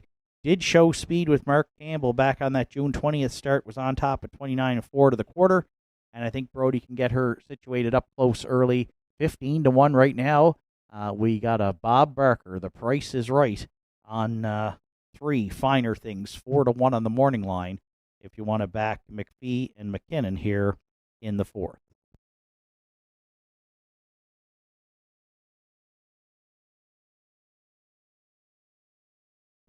Current favorite at 6-5 is the 5-entry Zayden's Luck. I'm going to use to round out the triactor for Patricia Smith and trainer Jake Jacobs. Zayden's Luck comes in off finishing up the track 7th here at the Downs in July. 4th, Warren McKinnon in the bike that day. That was up in the non-winners of 4:51 though, so quite a bit of class relief here today. And you'll notice 2 starts back, non-winners of 118 per start, which is basically the same class as this one here in the last 10. Kerry Romeo guided Zayden's Luck to his lone win on the season in 2:02 and 3, went right down the road that day. So had raced really well 2 starts back. We'll try to rebound here and picks up Brett LeBlanc today. Brett comes in with a 350 average from just 13 drives and get to hop on the 9-year-old Chestnut Gelding here. And right now the slight choice, Zayden's Luck at 7-5.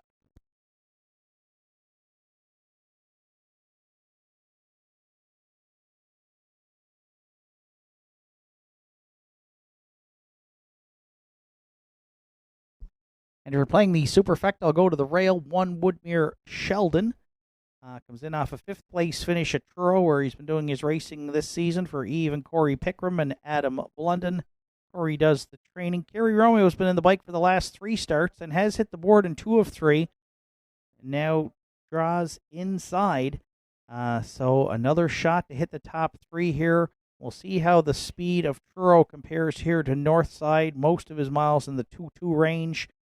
Which I think this race could go in. Seems like we got the track seems good here today. We've had some good sharp miles to open up the afternoon's card. So Woodmere Sheldon, we'll see if Romeo can guard the rail with him. We'll use him to round out the Super, the 7-year-old Stonebridge Terror Gelding, currently at 7-2. 4, 3, 5, 1 are my top 4 selections. Good luck with yours. Final call for wagering here on the afternoon's 4th to start the pick 4 at Northside.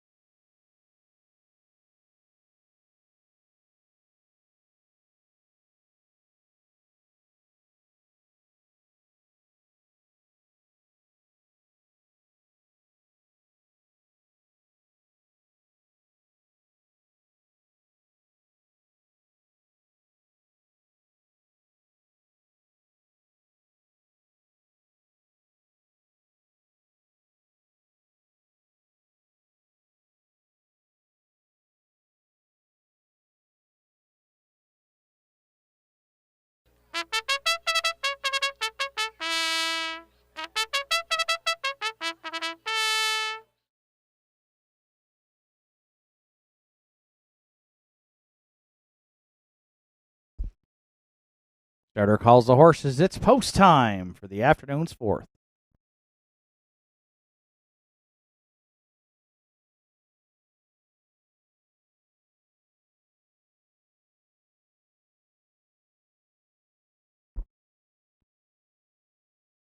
Fourth race is a full field of 8 behind the McRae Home Hardware starting gate with Woodmere, Sheldon, and Kerry Romeo. By Ron Rose, Mark Pazzarello, Finer Things, and Brody McPhee. The Iron Man, Zach Mullins. Zayden's Luck, Brett LeBlanc. Two-Tone Terror, Sean Link. Trailers are Cowboy Gilles for Adam Link. And 10 Mile Beach and Randy Ghetto. Afternoon's fourth race is at the top of the stretch. They're on gate. They're on stride. Post time at Nortside, off and pacing to a beauty start here by Ron Rose. And the Iron Man into the turn by Ron Rose. Got steppy there. And the Iron Man cleared by Ron Rose. Reset now second. Woodmere Sheldon at the inside third. And then fourth between Pacers. Finer Things fifth and carried 3 wide was a Zayden's Lock. Sixth, shooting up the gap there goes a Cowboy Gilles. Then 10 Mile Beach. And at the back trailing is Two-Tone Terror. All kinds of early activity. 3 wide action here chasing the Iron Man. And Zach Mullins, 29-1, opened it up. Zayden's Luck had a power on here for Brett LeBlanc. He's parked second. Down at the cones, third of Woodmere Sheldon by Ron Rose. Might be out all the way from fourth. Fifth in front of us, first time the veteran Cowboy Gilles. Then sixth at the inside, Finer Things. Underway seventh is Two-Tone Terror.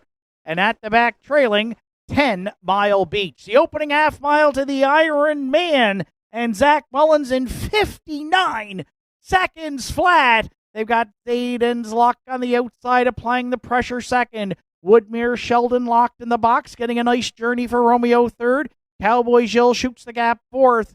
Fifth on the outside by Ron Rose. Two-Tone Terror's going to try it 3 high sixth. Then Finer Things. And trailing is 10 Mile Beach, but it's still the Iron Man at 3/4. Opening up that lead now. On 129-3, Woodmere Sheldon will try to reel him in second. Cowboy Gilles a bit closer third. Way out wide there, Zayden's Luck and Two-Tone Terror, but into the stretch. The Iron Man strong up front here for Zach Mullins. Battle on for the deuce, Woodmere Sheldon. Far outside, Two-Tone Terror. The Iron Man coast to coast here in the fourth today. Won it by about 3. Tight for second, Woodmere Sheldon against a hard closing Two-Tone Terror in 2:01 and 2.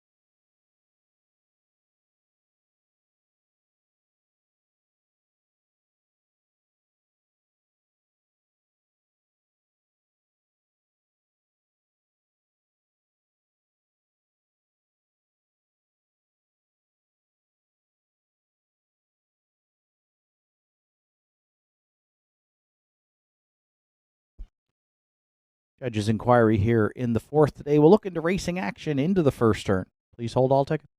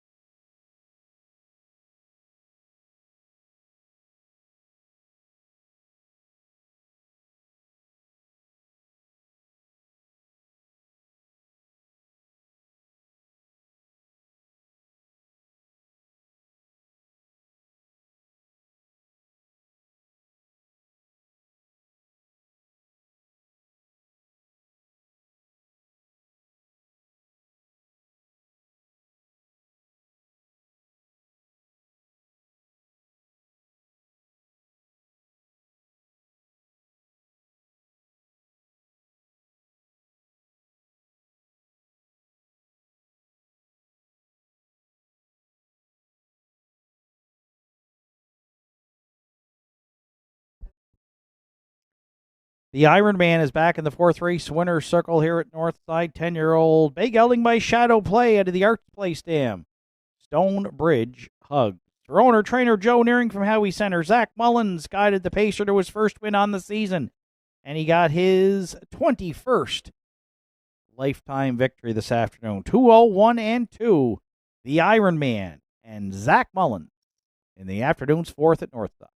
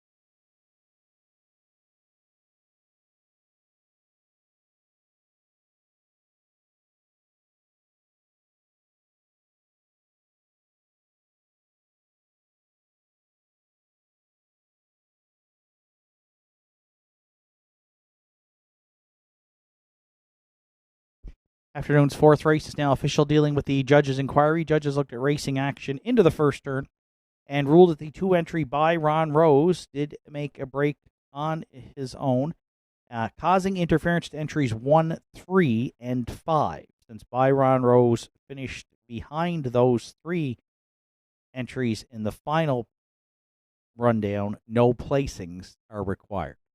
So fourth official, Woodmere Sheldon was third, by Ron Rose eighth. Finer Things was sixth. The Ironman, the race winner, Zayden's Luck, was fourth. Two-Tone Terror second. Cowboy Jill fifth. 10 Mile Beach finished seventh. 29 and 1, 59. 129 and 3, and the mile 201 and 2 for 4, the Ironman. From the top down, it's 3, 8, 6, 1, 4, 2, 5, then 7 on the bottom. The Ironman returned 820, 440, and 290. Two-Tone Terror at 1340 and 2260. And Woodmere Sheldon, $4.70 to show. 4-6 Exactor at $116.20. The 4-6-1 Try, it paid $679.10. $1 Superfecta, 4-6-1-5 at $535.90. And the Rolling Pick 3, a $1 ticket at $4.60. Afternoon's fifth race comes up next. It's a field of 7 with no program changes and post time in 7 minutes. Reminder, following the 5th race today, we'll have the Maritime Mini Racing Series with a couple of races for those folks, and they will go immediately following the 5th. So no warm-ups following the 5th race till the Maritime Minis go. We'll have those 2 races, and then there will be a brief warm-up prior to the start of the 6th. So 7 minutes to 5th race post time, and for the call of the afternoon's 5th today, we welcome back to the booth Mr. Justin Turnbull.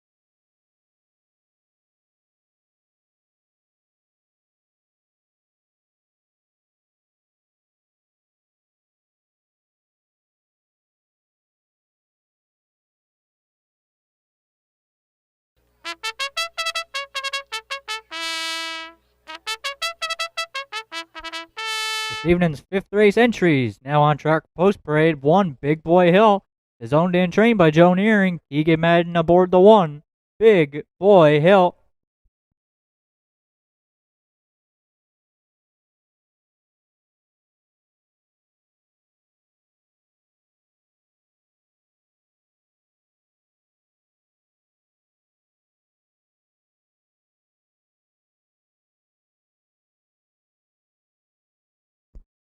Two, Chocolate Swirl, is owned and trained by Heather Hawkins. Kevin Bailey drives the 2, Chocolate Swirl.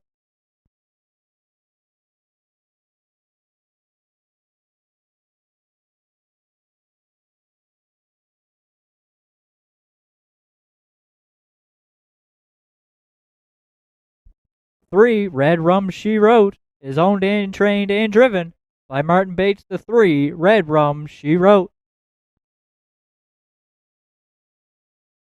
4, Kiss Me I'm Irish, for Bernie Joe and Ian McNeil.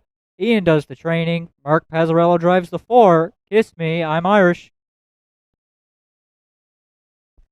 5, When It Rains It Pours, for Jamie Hogan and Betty Lou O'Coin. Jamie does the training. Zach Mullins drives the 5, When It Rains It Pours.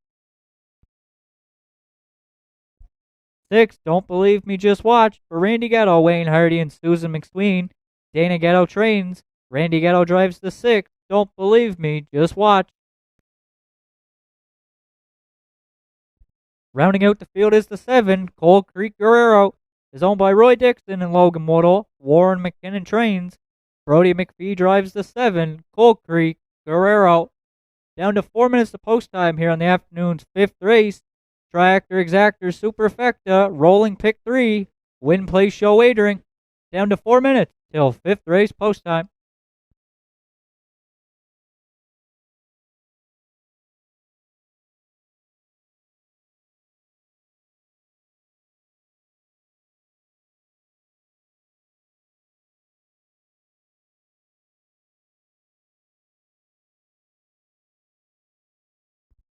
With down to 3 minutes to post time here on the afternoon's 5th race, for my top selection, I'll go to the 2 entry. Chocolate Swirl is coming in off a wire-to-wire score last week in 159 flat for driver Mark Pazzarello. Does pick up Kevin Bailey this afternoon. 2 starts down, was a 4th place finisher in 2:01, 2 boys' turn. So far this season, he's got 1 win this season from 5 starts. So for first, I'll go the 2, Chocolate Swirl, as they are currently 5-2.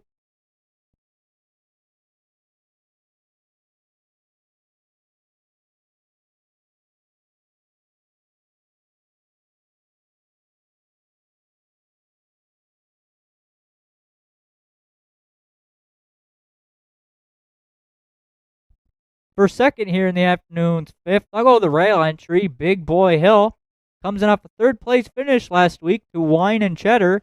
Pacing his all mile in 59-4, closed out to 31-1. yet to hit the win column this season from 6 starts. So for second, I'll go with the 1, Big Boy Hill and Keegan Madden here in the 5th.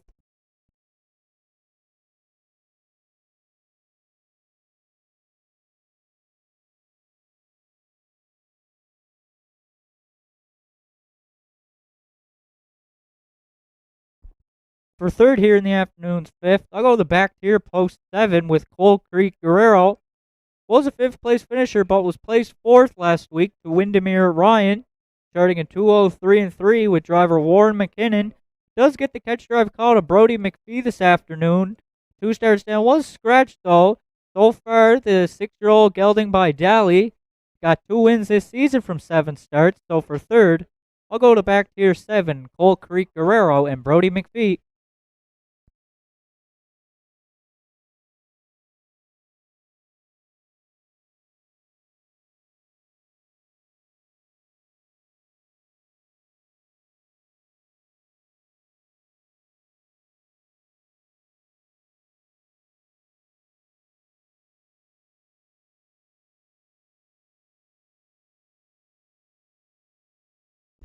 For superfecta players, I'll go to the 4 entry, Kiss Me I'm Irish.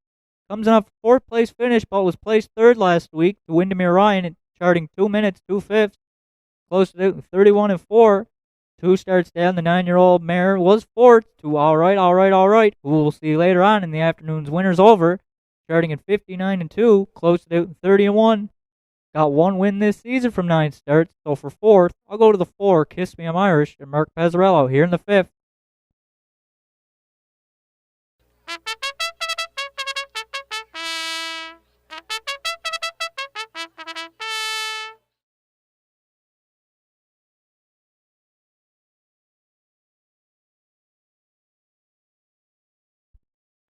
Just a reminder that there will be no warm-ups prior right after the 5th race due to the mini races, so there will be no warm-ups after this 5th race.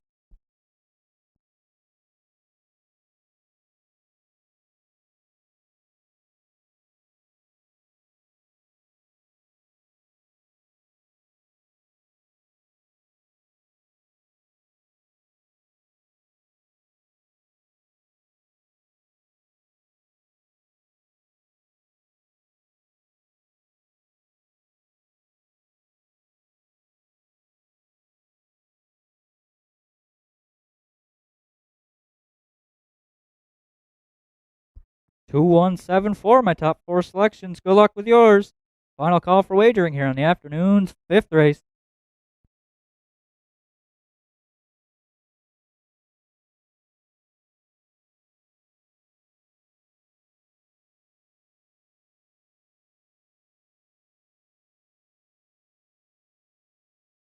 Starter calls the horses. It's post time.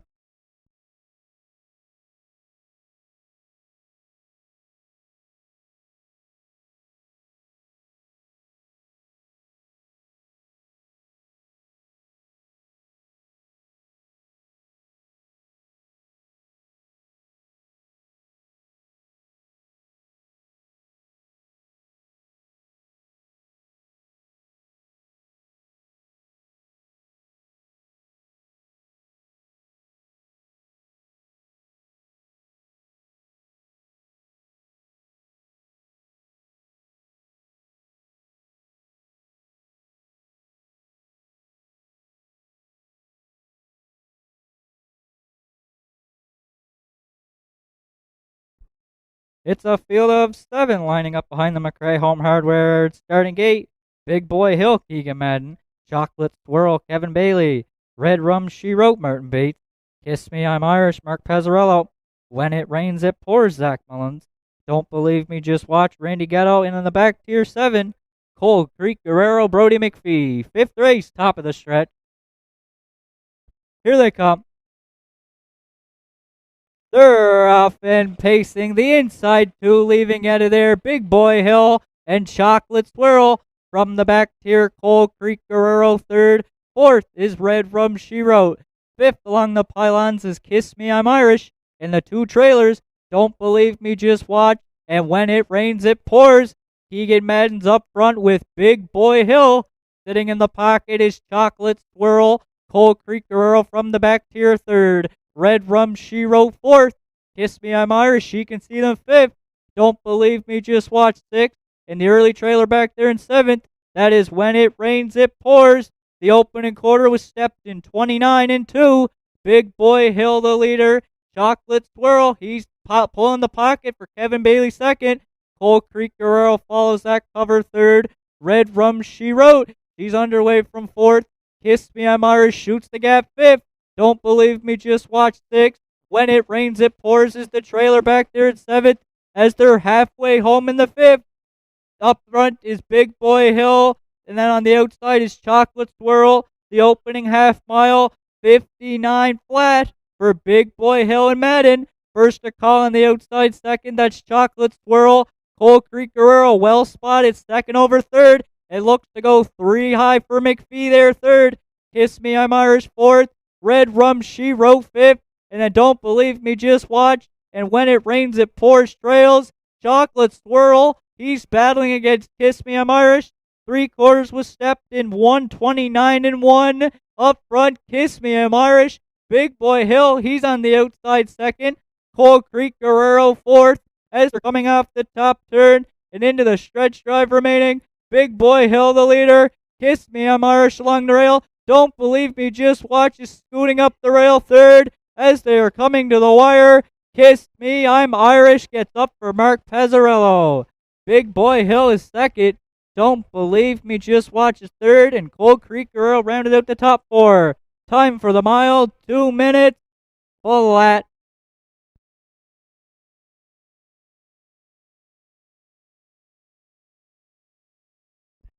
Judges' inquiry here in the afternoon's 5th. Judges are looking at racing action at the 3 quarters. Please hold all tickets.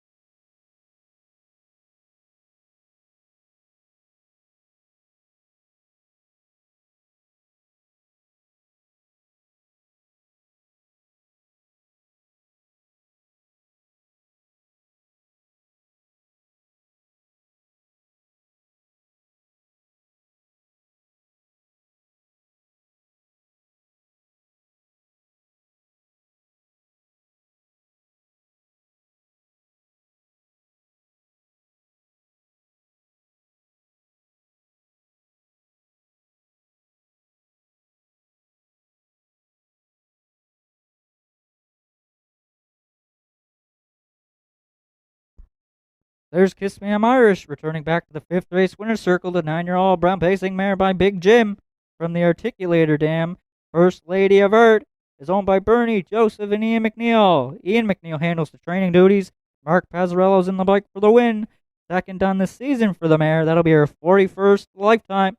Time for the mile this evening was 2 minutes flat.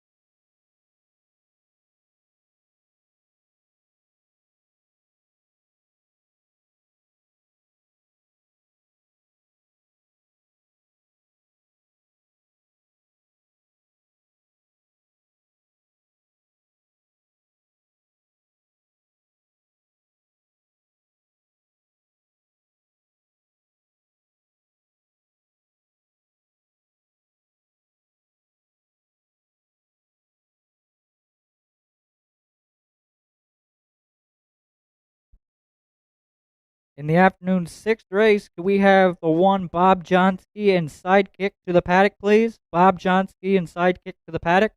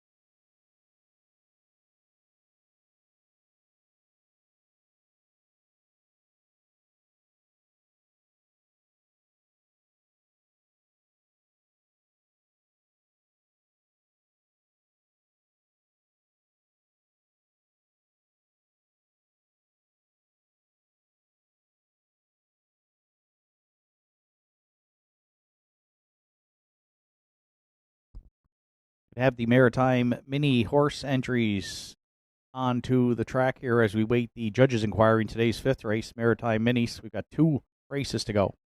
They can enter the track now.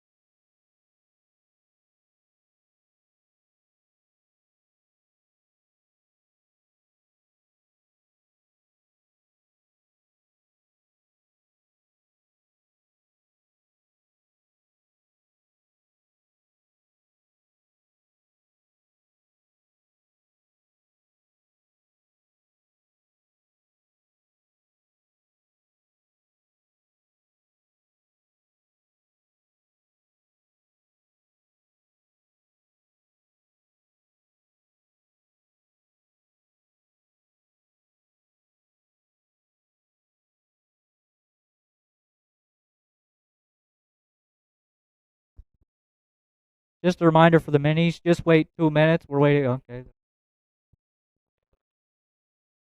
Well, they're off and on their way in the Maritime Mini Hearse Series. On the rail, it's Sandra O'Donnell and Popcorn, and we have Aaliyah Fudge with Willow as they are trotting down the stretch. On the inside, that's Aaliyah with Willow, and on the outside is Sandra O'Donnell and Popcorn. As those two are trotting and they're battling, coming to the wire, it's going to be close on the line between Sandra and Aaliyah. As let's give a round of applause for these 2 participants. That is very tight between Willow and Popcorn.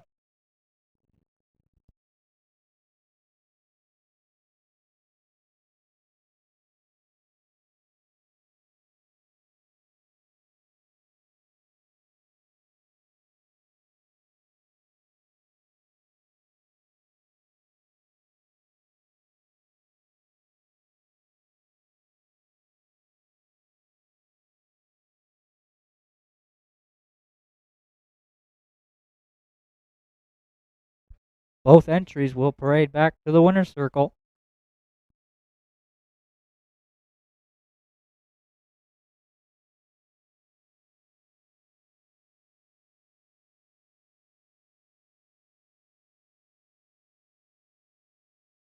Parading back first here in the Maritime Mini Racing Series is Sandra O'Donnell driving Popcorn. Congratulations to Sandra and Popcorn here in the first race of the Maritime Mini Racing Series.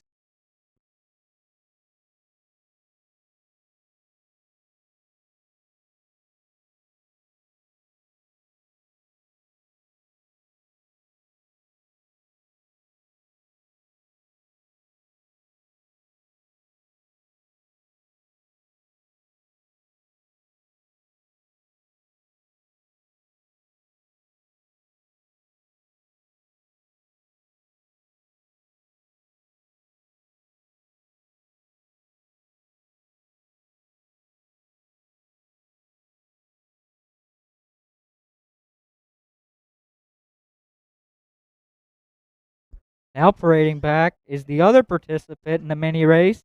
That's Aaliyah Fudge driving Willow. So let's give a round of applause for the two entries in the first Maritime Mini Racing Series.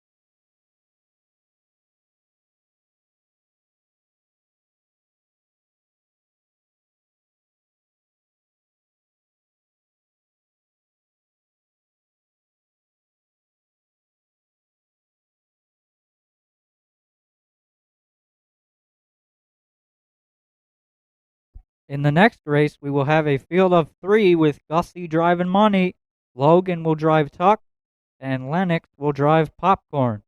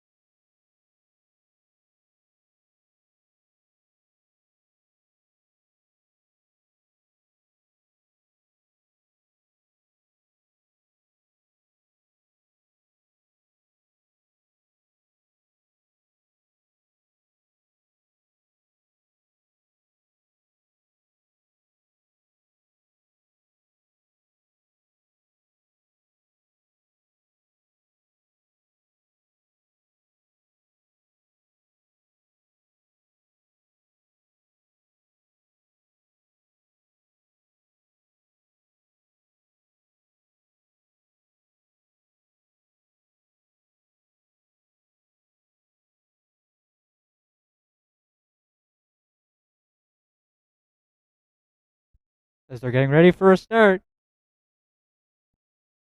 they're off and trotting. On the rail is Gussie driving Money. Second, that'll be Logan on Tuck. And trailing back there in third is Lennox driving Popcorn as they are trotting down the stretch. Up front is Gussie on Money. Second is Logan and Tuck. Coming for third is Lennox and Popcorn. It looks like Gussie and Money, they are going to be a drawing away winner here in the second and final Maritime Mini race of the evening.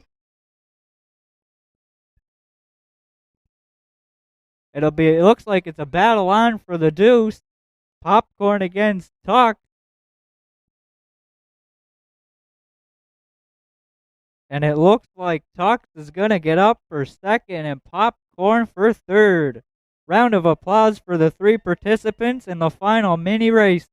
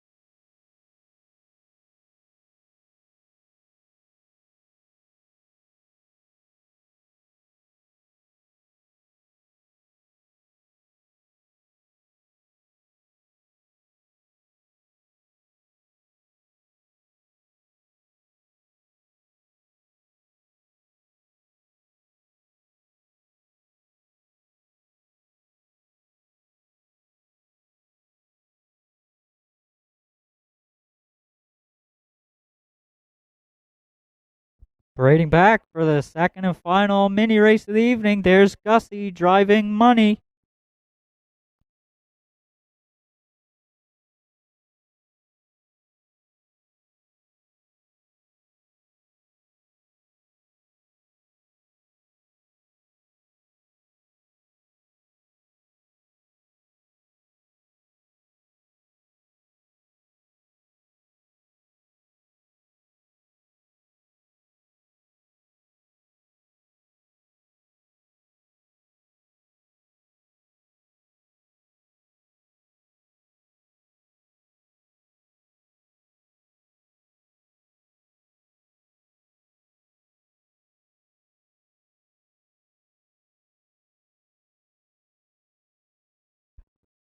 Coming back into the winner's circle, that's Logan driving Tuck.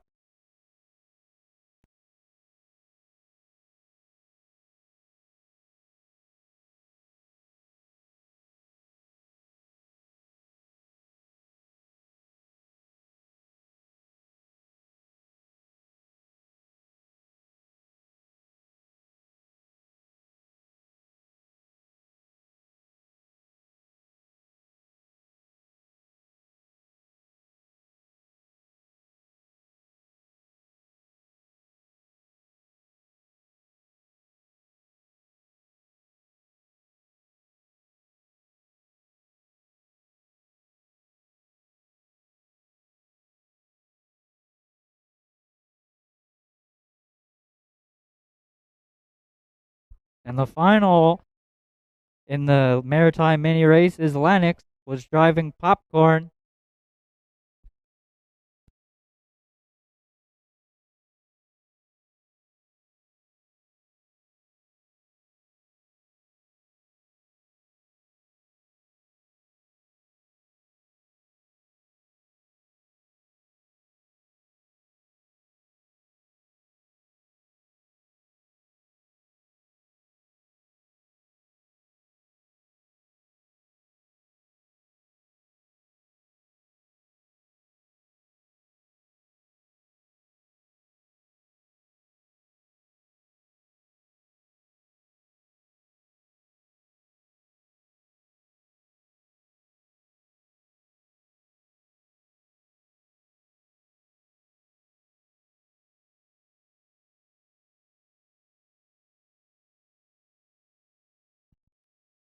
The afternoon's 5th race rundown.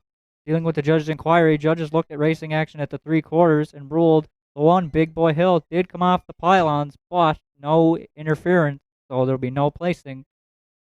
5th race is now official. Big Boy Hill 2nd, Chocolate Swirl was 7th, Red Rum She Wrote 5th, Kiss Me I'm Irish the race winner, When It Rains It Pours 6th, Don't Believe Me Just Watch was 3rd, Coal Creek Guerrero was 4th, fractions were 29, 59, 129 and 1 in the mile, 2 minutes. For the 4, Kiss Me I'm Irish, top down your program should read 275, 163, 4 on the bottom. The 4, Kiss Me I'm Irish, paid 770, $4 and $3.30. The 1 Big Boy Hill, $3.10 and $2.30. And the 6 Don't Believe Me Just Watch, $4.40 to show. The $2 Exactor paid $226.70. The $2 Triactor paid $94.90. The $1 Superfecta is $698.85.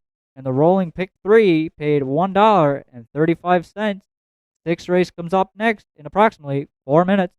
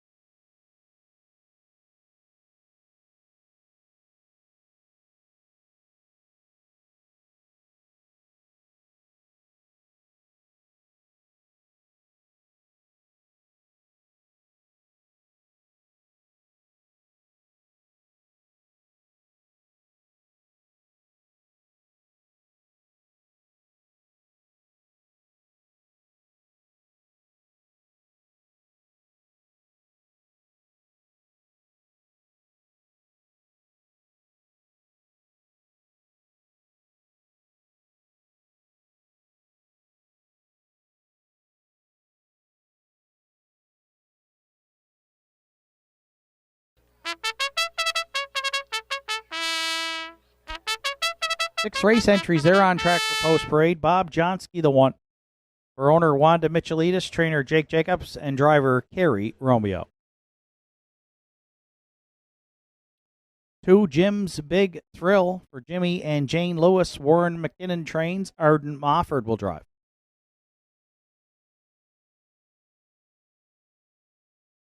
3, Regally Magnified. Betty Lou O'Coin, Jamie Hogan are the owners. Jamie does the training. Zach Mullins is in the sulky.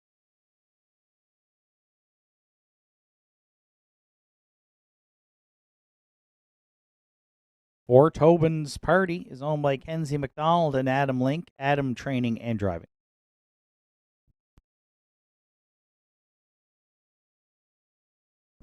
5 entry David Lloyd George excused post parade with an equipment repair in the paddock. 6, Sunshine Lucas is owned, trained, and driven by Kevin Bailey.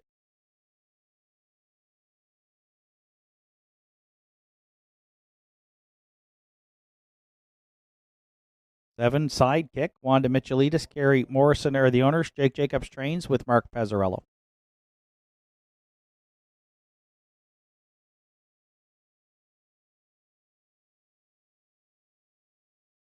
8, Savoie Duhara for Harold LeBlanc Jr. and Joel LeBlanc. Harold LeBlanc Jr. trains. Brett LeBlanc in the bike this afternoon.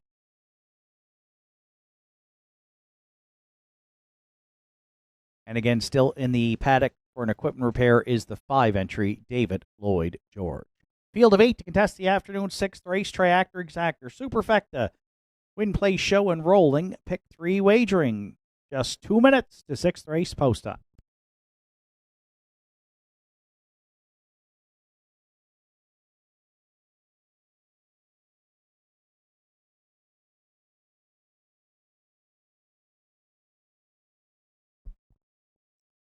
Another field of 8 here to contest the afternoon's 6th race and the return of driver Arden Mofford. Arden, who had an unfortunate accident a few weeks back, has been off recuperating. He's back in the bike today with the 8-year-old Big Jim Gelding, who's the current favorite here at 4-5, a class dropper in this group. Raced last at Truro on July 3rd, finished 5th with Mark Campbell on the bike, paced in 59-3.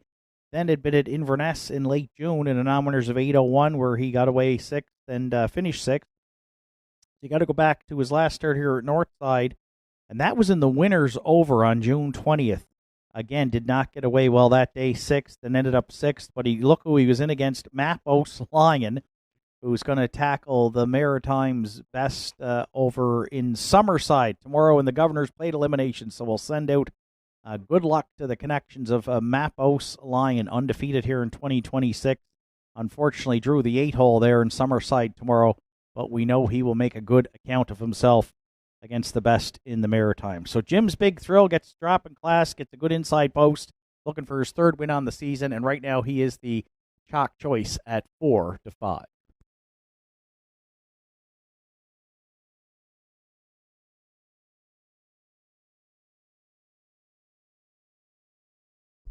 For 2nd, I went to the 8, Savoie Duhara, who picks up Brett LeBlanc today for Harold LeBlanc Jr. and Joel LeBlanc. The 8-year-old Sunshine Beach Gelding does have 2 wins from 9 starts on the season. One going back to late May there on the 30th. Harold was in the bike for a wire-to-wire score in 2-3-1. He's been in this optional 7 claimer for his last 6 starts into the non-winners of 451 today. Will leave in the back tier behind the 3 or the 4 probably. Brett's been off to a good start on the bike this season and drove Savoie Duhara to a 3rd place finish here on June 6th, pacing his mile in 2:01 and 2. 9-2 right now on 8 Savoie Duhara, who will use to round out the exactor.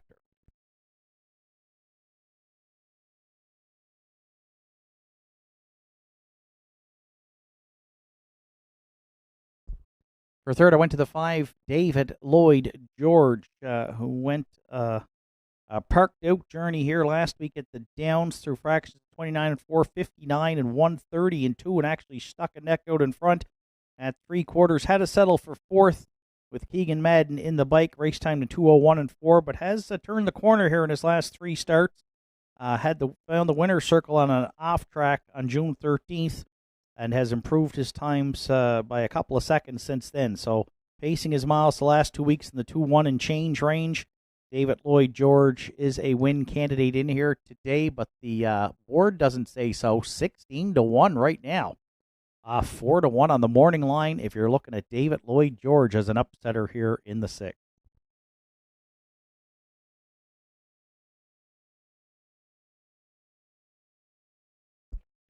And if you're playing triactors and superfectas here, got to go to the 6th. Sunshine Lucas in the mix. Has been 2nd, 3rd, or 4th here in his last 6 starts and has rallied from off the pace to do so. Hasn't had a lot of luck in the draw box here. 6th last week by 13 and rallied to finish 3rd, just beating a length and a half with Greg Bailey in the bike. And 2 starts back with Kevin, who owns and trains driving. 3 wide from 6th past the half and finished 5th to Roland Reed. Also charted in 2-1 and change. Sunshine Lucas right now is at 6-1. 2, 8, 5, 6 are my top 4 selections. Good luck with yours. The McRae Home Hardware starting gate is in motion. It's post time.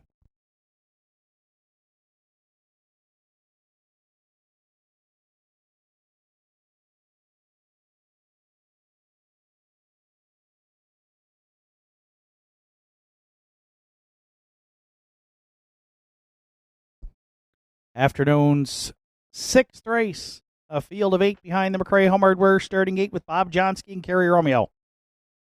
Jim's Big Thrill and Arden Mofford. Regally Magnified, Zach Mullins. Tobin's Party, Adam Link. David Lloyd George, Keegan Madden. Sunshine Lucas, Kevin Bailey. Sidekick, Mark Pazzarello. Savoie de Hurrah for Brett LeBlanc. Field of 8. Top of the stretch.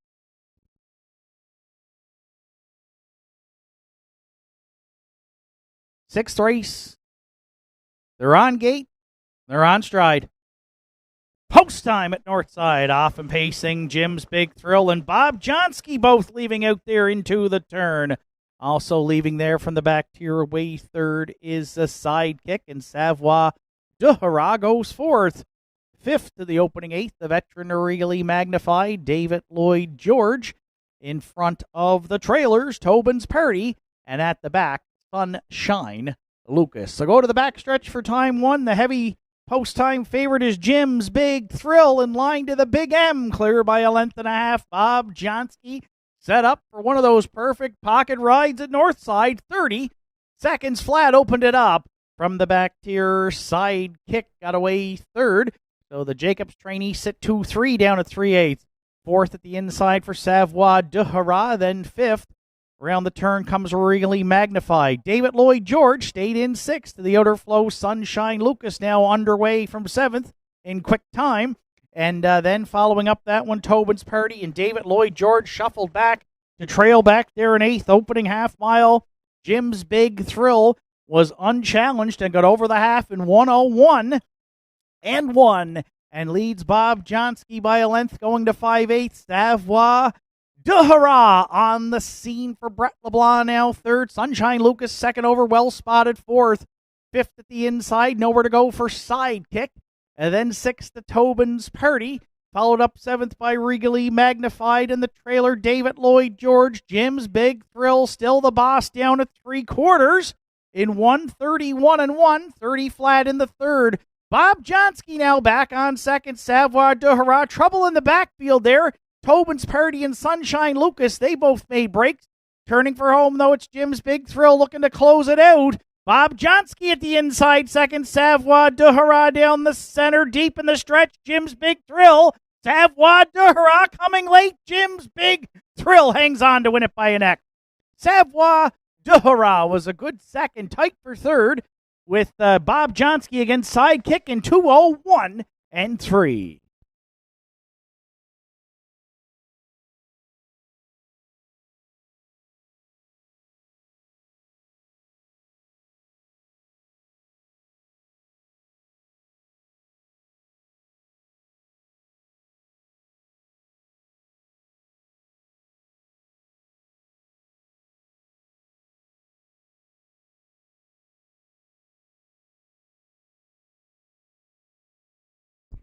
Judges' inquiry here in today's 6th race. Going to look into racing action approaching the 7/8 and the breaks by 4 and 6. Please hold all tickets.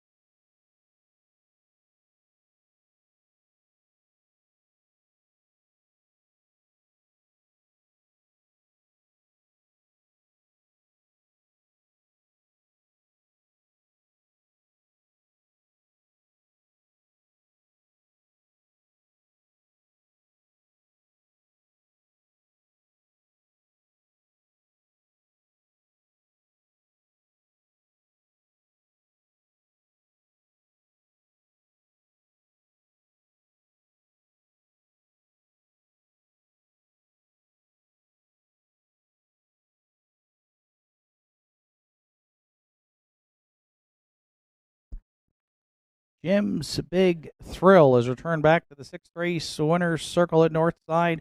8-year-old Bay gelding by Big Jim from the Shanghai Fill Dam. Shanghai Thrill. Owned by Jimmy and Jane Lewis from Albert Bridge. Warren McKinnon trains. Arden Mofford makes a triumphant return in the bike after some time off to get Jim's Big Thrill his 3rd win here on the season. The veteran Pacers' 21st lifetime victory this afternoon. 201 and 3. Jim's Big Thrill and the Big M in the afternoon 6th at Northside.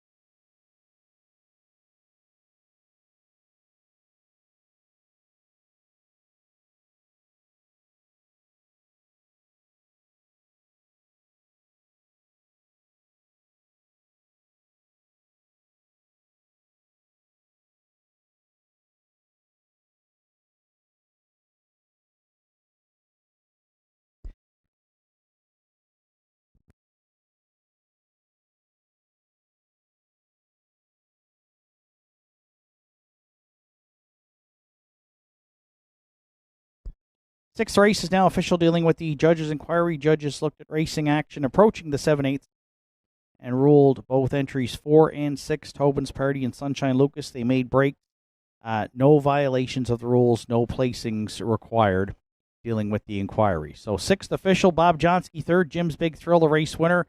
Regally Magnified fifth, Tobin's Party seventh, David Lloyd George was sixth, Sunshine Lucas eighth, Sidekick fourth, Savoie Duhara finished second. 30, 101 and 1, 131 and 1, and 201 and 3 for two Jim's Big Thrill. Top down, it's 3, 1, 5, 7, 6, 8, 4, then 2 on the bottom. Jim's Big Thrill 330, 210 and 210.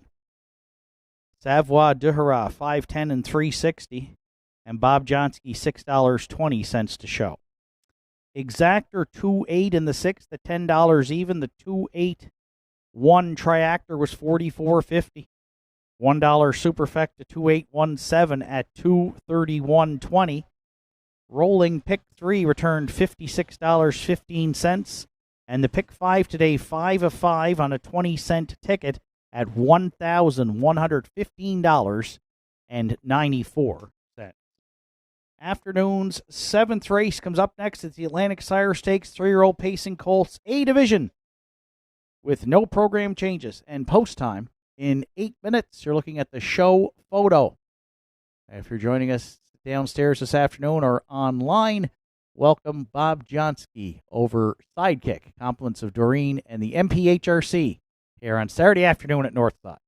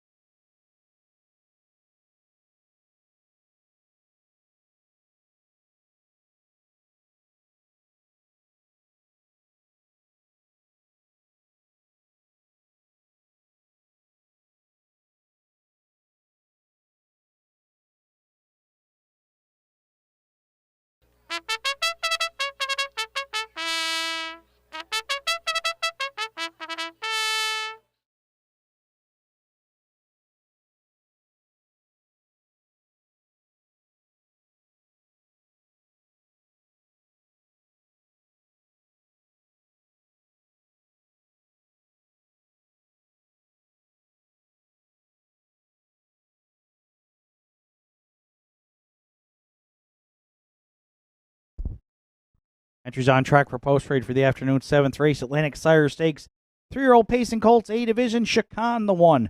Owned by Walter Deagle from Inverness. Trained by Morgan Shepard and driven by Colin Shepard.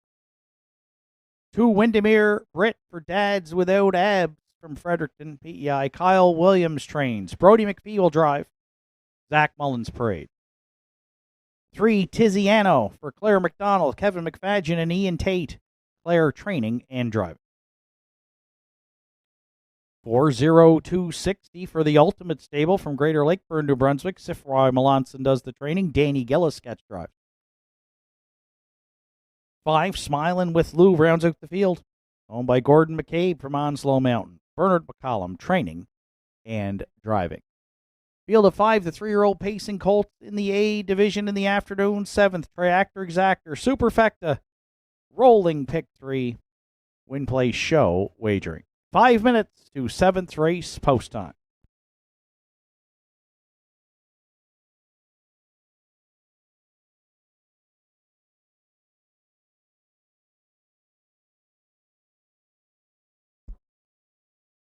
So a good-looking group of 3-year-old pacing colts in the Atlantic Sire Stakes.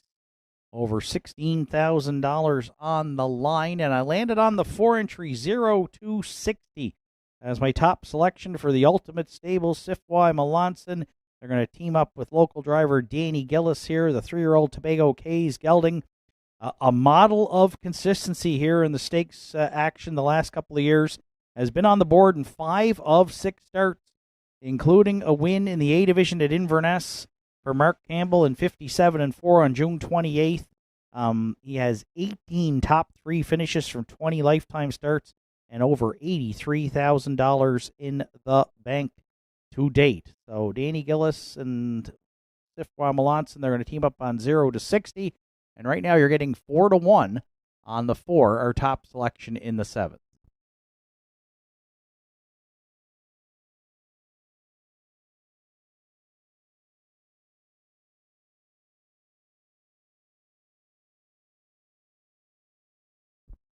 Current favorite at 1-2 is the 2 Windermere Brit. For Dads Without Abs stable, Kyle Williams, they're teaming up with Brody McPhee, the catch drive call this afternoon, and Windermere Brit off to a terrific start here in 2026 with 3 wins and a second from just 4 starts. Paul Langel's been in the bike for those, including an A Division win at Summerside on May 24th and an A Division win at Inverness in 58-4 on June 28th. Throw in an overnight win in 56 and change and a second place finish in the Turner to Cattle Call with a closing quarter 27-3. So not surprised Windermere Brit's the current favorite here. We're going to look to upset him with the 4-0-60, but 1-2 right now. And Brody McPhee will drive the 2 Windermere Brit.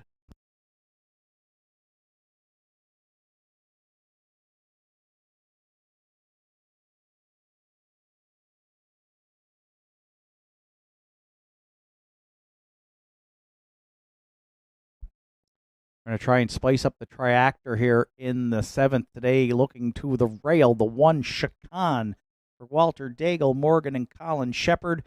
Finished 4th in an overnight event at Charlottetown on July 4th, but closed well in 28 seconds flat and paced his mile in 56-1. So a solid performance there. Made a break at Inverness in the A Division and got away 5th, but did rally to finish 4th by 2 3/4 to Windermere Brit, and again closed in 28-1. So if Chacon can get off the gate okay here today, I think he can follow along a long ways, and he's got some really good closing quarters in 28 and change, which should set him up maybe to hit the triactor. And right now he is the long shot at 13-1 as we get set to go to post.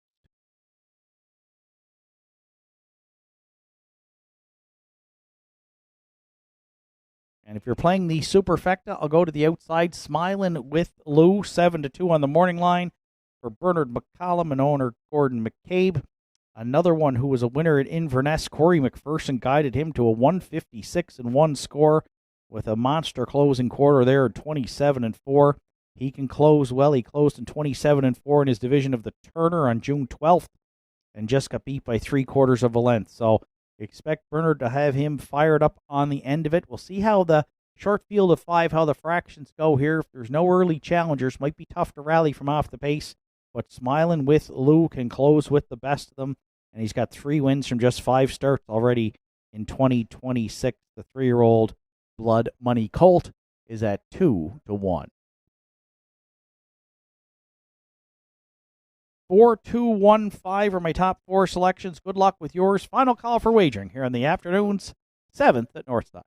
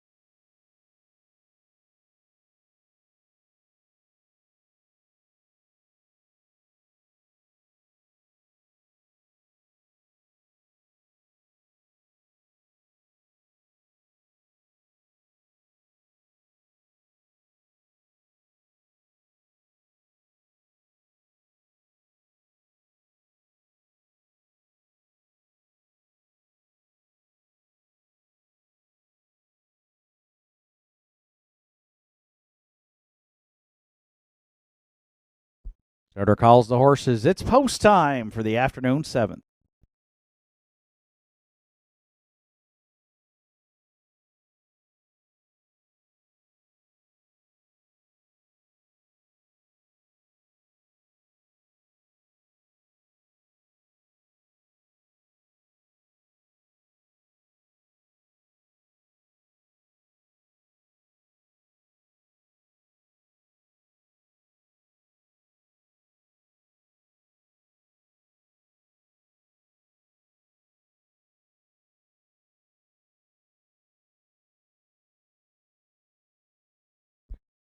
Atlantic Sire Stakes 3-year-old pacing Colts. A division, the purse $16,220. Field of 5.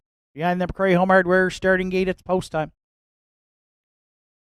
Rail out at Chacan and Colin Shepard. Windermere, Brett, Brody McPhee. Tiziano, Claire McDonald. 0-260, Danny Gillis. Smiling with Lou and Bernard McCollum. 7th race. Through the stretch, 0-60 on a break. They're leaving out. There they go. Off and pacing into Windermere. Britt to the front into the turn. Tiziano on the outside second. Chacan from the rail got away third. Smiling with Lou driving up there fourth. And 0-60. Oh, a costly break at the start there. He's the gapped out trailer fifth. They're down the back stretch for time one. Tiziano cleared to the lead, but it'll be brief. On the retake, here comes a Windermere Brit, and Smiling with Lou is going to keep them rolling there from third, and we're going to have a battle on here at the quarter. Windermere Brit, the leader, Smiling with Lou, powering up for Bernard McCollum, 29 seconds flat, opened it up. Smiling with Lou would like to get down to the pylons here for Pooker, and will do so at 3/8. Windermere Brit now settled away second, third round the turn, Tiziano, fourth to Chacan. And the gapped out trailer fifth is 0-260. Opening half mile to Smiling with Lou. Clear by a length and a half on the pocket, sitting a Windermere Brit. And was over the half in 57 and 3. 28 and 3 in the second. Smiling with Lou. Taking them back stretch bound to 3/4. Windermere Brit drafting along for Brody there second. Looking for his cue, and he's got it right now. He's rolling to the outside next to 3/4. Tiziano there third. Chacan's getting motivated from fourth. And 0-60 trails fifth. Smiling with Lou. Back on at the rail at 3/4 in 1:28 flat. Windermere Brit second. Chacan keeps coming third. And Tiziano up the inside fourth. 1/8 of a mile left to go. 3-year-old pacing Colts. They're into the stretch. Smiling with Lou at the inside. Down the center, Windermere Brit. Chacan on the outside. Getting up for Colin Shepard in a shocker here. Colin Shepard and Chacan, they win it by 3 over Windermere Brit. And Smiling with Lou, and they're home in 1:58 flat.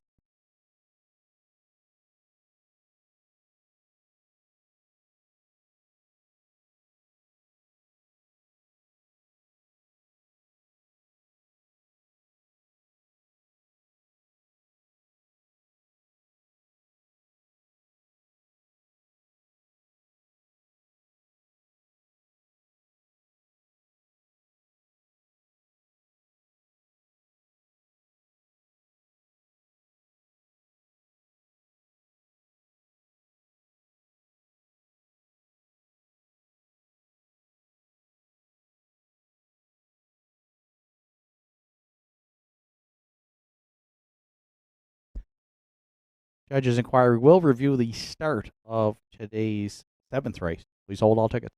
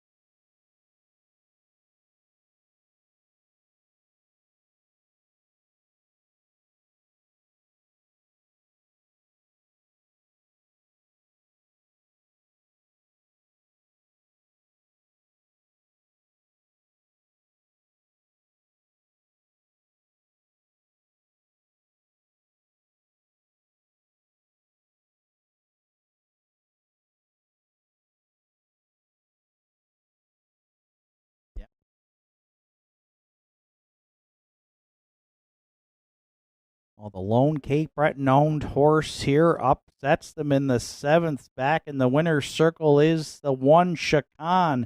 3-year-old Big Hope by Blood Money out of the Western Maverick Dam. Just Breathe.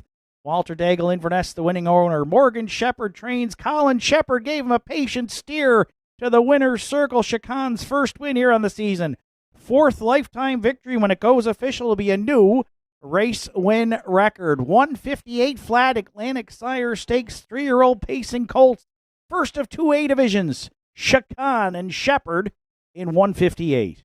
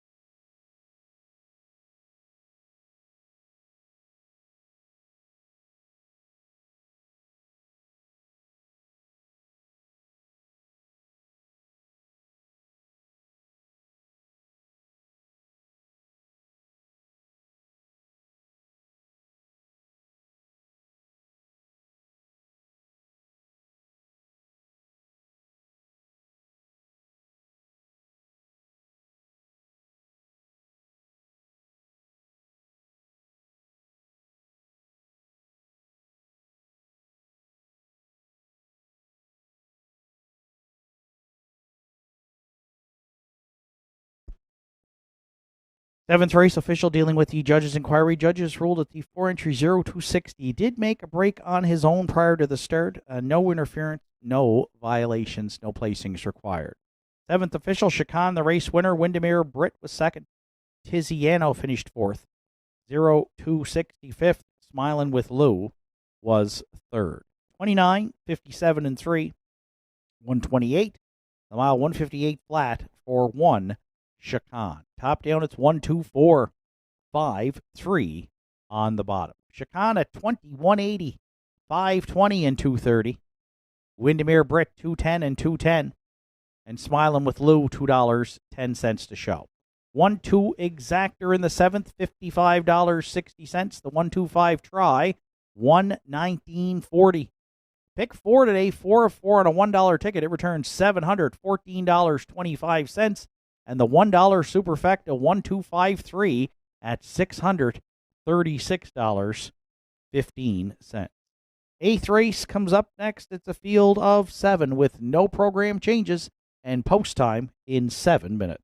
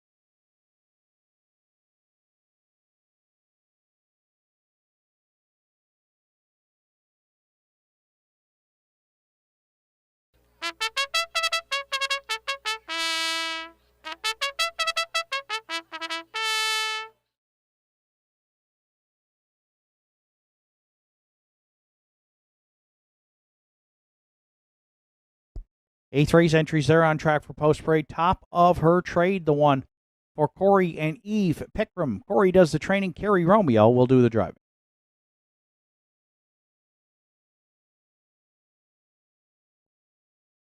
Two Elm Grove Quinn for Russell and Doug McDonald, trained by Jamie Hogan and driven by Zach Mullen.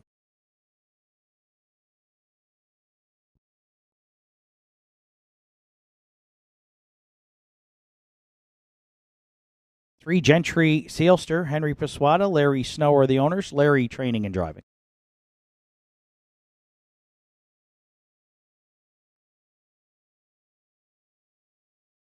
For Red Dirt Legacy, Richie and Sandra O'Donnell co-own. Richie trains with Mark Pazzarello.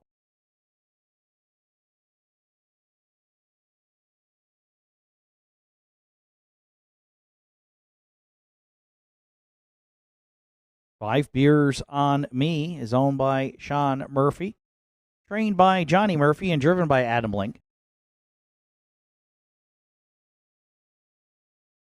6 Elm Grove Support done for the day. Stable New Waterford are the owners. Angus Gillis trains with Keegan Mad. 7 American Starlight rounds out the field. Owned by Wanda and Cameron Michelitis. Jake Jacobs trains. Catch drive this afternoon to Mr. Kevin Bailey. Field of 7 to contest the afternoon's 8th Triactor Exactor Superfecta. Rolling pick 3, win place show wagering 4 minutes to 8th race post time.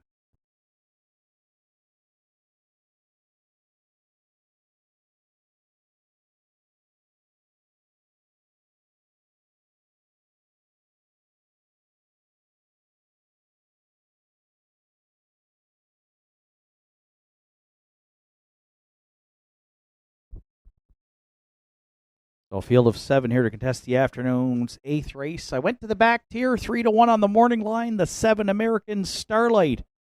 She's been racing well since arriving here at Northside for Wanda and Cameron Michelitis and trainer Jake Jacobs.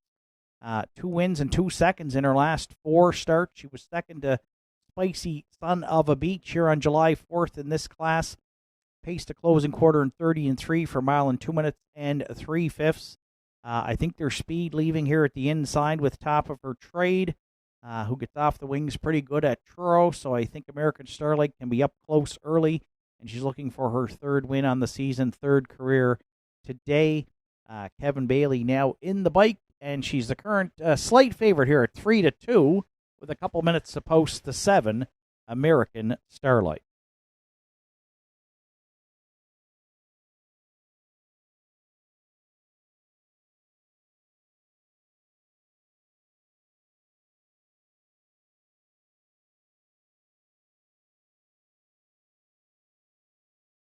For the Exactor players, I landed on the 3 Gentry Sealster, 7-2 on the morning line for Larry Snow and Henry Paswada.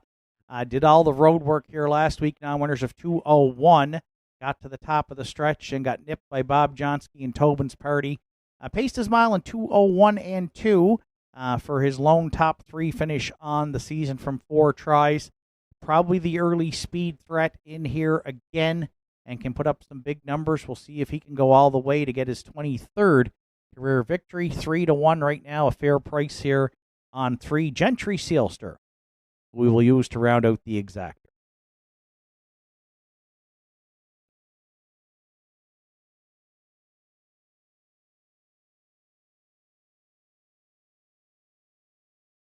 Playing the Triactor, I went to the 5 Beers on Me for Sean and John Murphy and driver Adam Link. 6th in his latest try, got away 7th and tried to rally, just beaten 4 3/4 lengths though.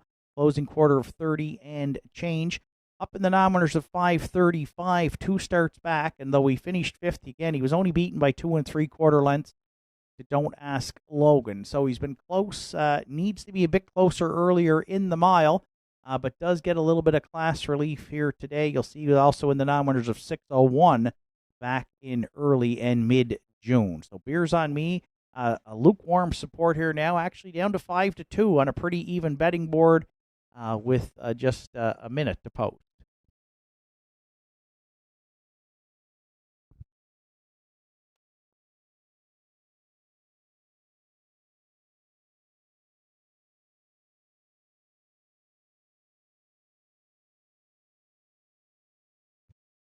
And if you're playing the Superfecta, I'm on the 1. The veteran mare, top of her trade. Gary Romeo in the bike for trainer Corey Pickram. The second entry Corey sends out this afternoon off the rail here. 7th in her latest try at Truro, but she has a couple of second place finishes on the season, and she could be the first leader in here. I think she gets a good trip at the inside for Carrie and Corey today. And right now, another one taking support at 5-2, top of her trade, looking for her 29th lifetime victory this afternoon. 7, 3, 5, 1 are my top 4 selections. Good luck with yours. Starter Joe Garib has called in the entries. It's post time for the afternoon's 8th.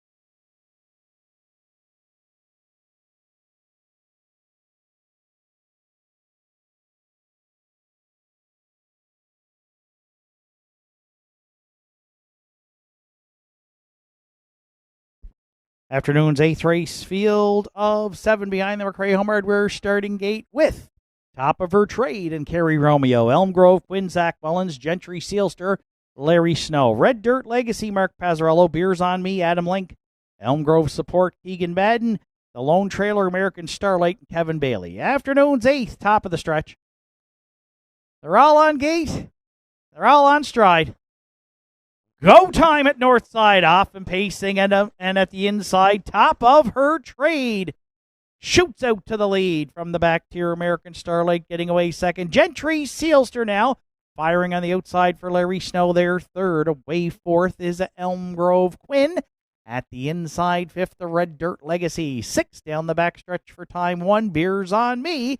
And the early trailer, Elm Grove Support, battle on to the opening quarter, top of her trade, and Romeo, rail control here. We got a Regent Street parking ticket issued. Pitter patter, 28-3 got at her. Parked to the outside, Gentry, Sealster looking to get down to the cones against top of her trade. Watching that battle in the pocket, third, American Starlight. 3 more lengths back, fourth at the inside to Elm Grove Quinn. The backfield starts to roll now. Beers on Me, underway fifth. Then Red Dirt Legacy. And the trailer, Elm Grove Support. Some cutthroat hardball up front here from top of her trade. And Gentry, Sealster, they hooked up through an opening half mile of 58-3. American Starlight now looking to angle off the pylons for Bailey third. Elm Grove Quinn at the inside fourth. Beers on Me getting motivated for length there from fifth. Sixth at the inside, Red Dirt Legacy. And moving out trailer is Elm Grove Support. Gentry, Sealster stuck a neck out in front here for Snow down at 3/4 against top of her trade. Beers on Me coming quickest of them all, third and 1. 29-2, just over an eighth of a mile left to go. And it's Gentry, Sealster, top of her trade. Beers on Me. Oh, they're coming from everywhere into the stretch. Gentry, Sealster down the center, looks to take the lead away. Beers on Me. Now Elm Grove Quinn. 3 of them across, deep in the stretch. Beers on Me, and Adam Link got up to win it. Gentry, Sealster was second. Top of her trade at the inside, third, and 2-0, 1-3.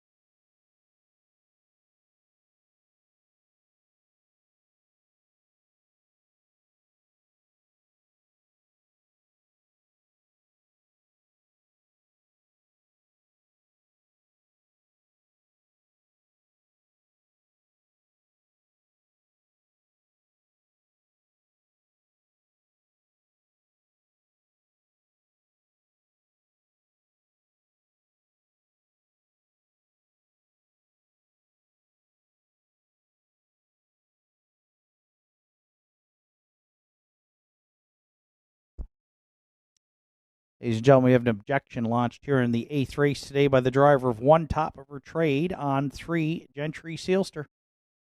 Please hold all tickets.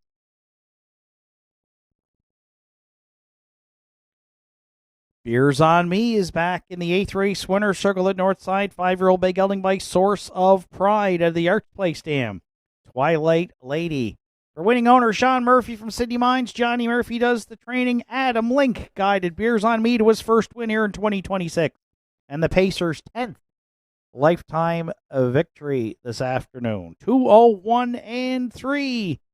Beers on Me. And Adam Link. The afternoon's 8th at Northside.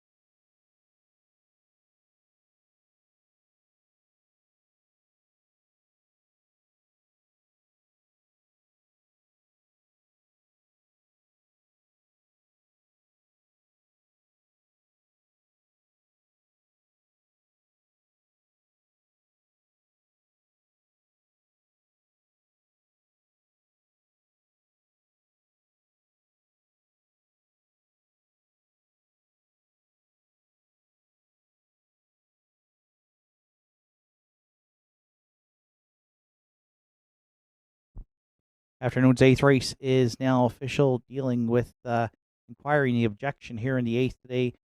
Judges disallowed the objection 1 against 3. So no placings required. 8th official top of her trade was 3rd. Elm Grove Quinn 5th. Gentry Sealster 2nd. Red Dirt Legacy 6th. Beers on Me, the race winner. Elm Grove Support 4th. American Starlight finished 7th. 28 and 3. 58 and 3, 129 and 2, 201 and 3 for 5 Beers on Me. Top down, it's 352, 614, 7 on the bottom. Beers on Me 670, 490 and 360. Gentry Sealster 270 and 320, and top of her trade $3.60 to show. 5-3 exactor in the 8th, $21.70. The 5-3-1 try at $118.70.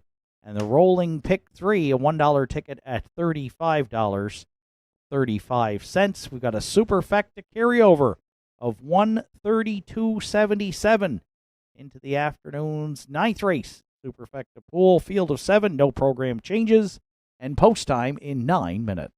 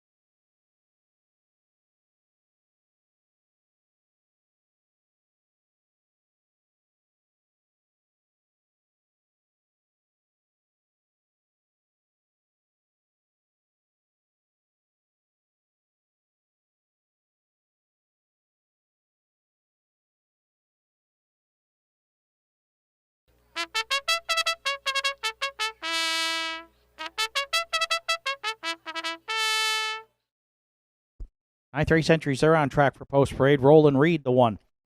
For co-owners Danny and Terry Morrison and Dr. Reg Landry, Danny Morrison trains. Mark Pazzarello will drive.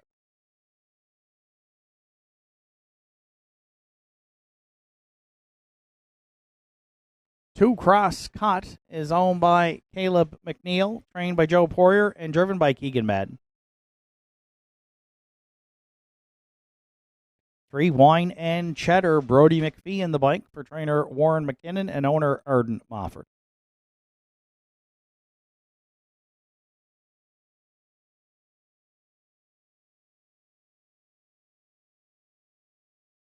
For DA Players Delight is owned, trained, and driven by Martin Bates.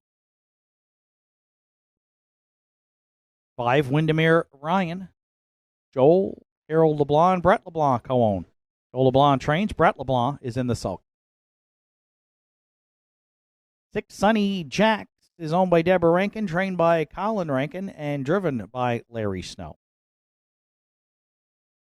7 Spicy Son of a Beach rounds out the field for owner-trainer Heather Hawkins and driver Kevin Bailey. Field of 7 to contest the afternoon's 9th Triactor Exactor Superfecta rolling pick 3 win place show wagering with 5 minutes to 9th race post time.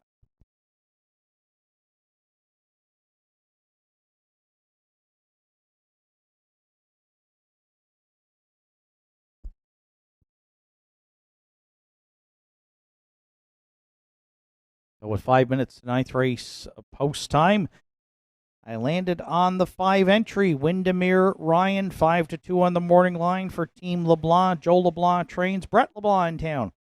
And he gets the call this afternoon, co-owning the 9-year-old Malicious Gelding, $281,000 plus in career earnings for this guy, looking for his 37th lifetime win. And he gets some class relief here this afternoon from the nominators of 1161 last week down to this nominators of 801 event. Some speed leaving at the inside, but I think Windermere Ryan, off his current performances, can get the job done here despite this outside post. And right now he is the second choice at 3-2 with 4 minutes to post.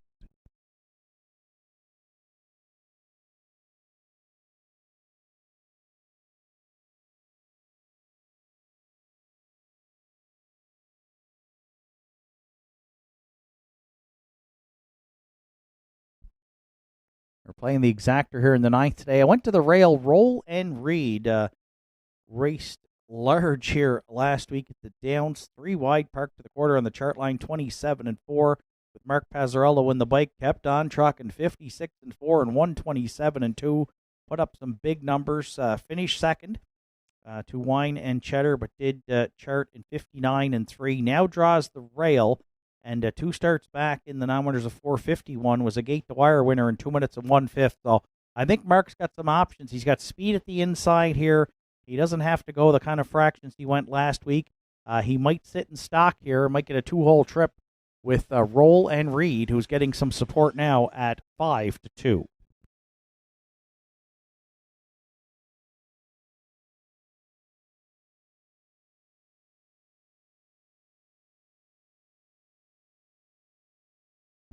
For third, I've got a long shot currently at 27-1, and that's the 2-entry Cross Cut. Keegan Madden hops back on board for trainer Joe Poirier and owner Caleb McNeil, and Keegan was in the bike for last week for a victory on the 4th here in 202 flat in the non-winners of 650, so moving up in class. But look at the chart line. The fractions were soft, but still parked the entire way and still closed in 29-3 to get the job done. So an easier trip for Cross Cut, and he could hit the board as well. And right now we love the price, 28-1, 4-1 on the morning line here with 2 minutes to post.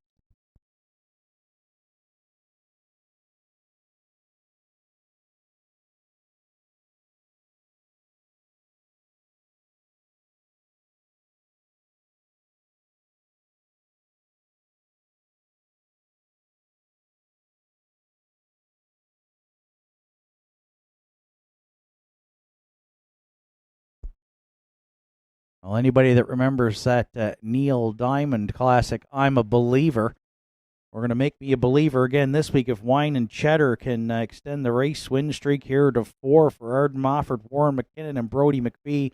Right now, she is the slight favorite here at 8-5.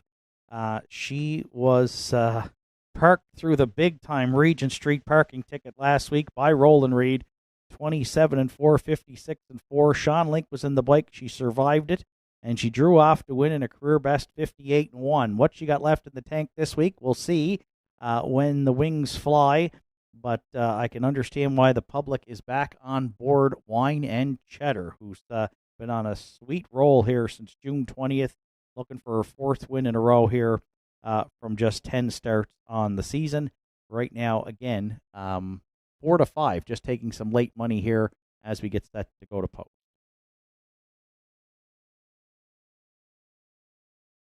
Five, 1, 2, 3 are my top 4 selections. Good luck with yours. Final call for wagering here on the afternoon's 9th at Northside.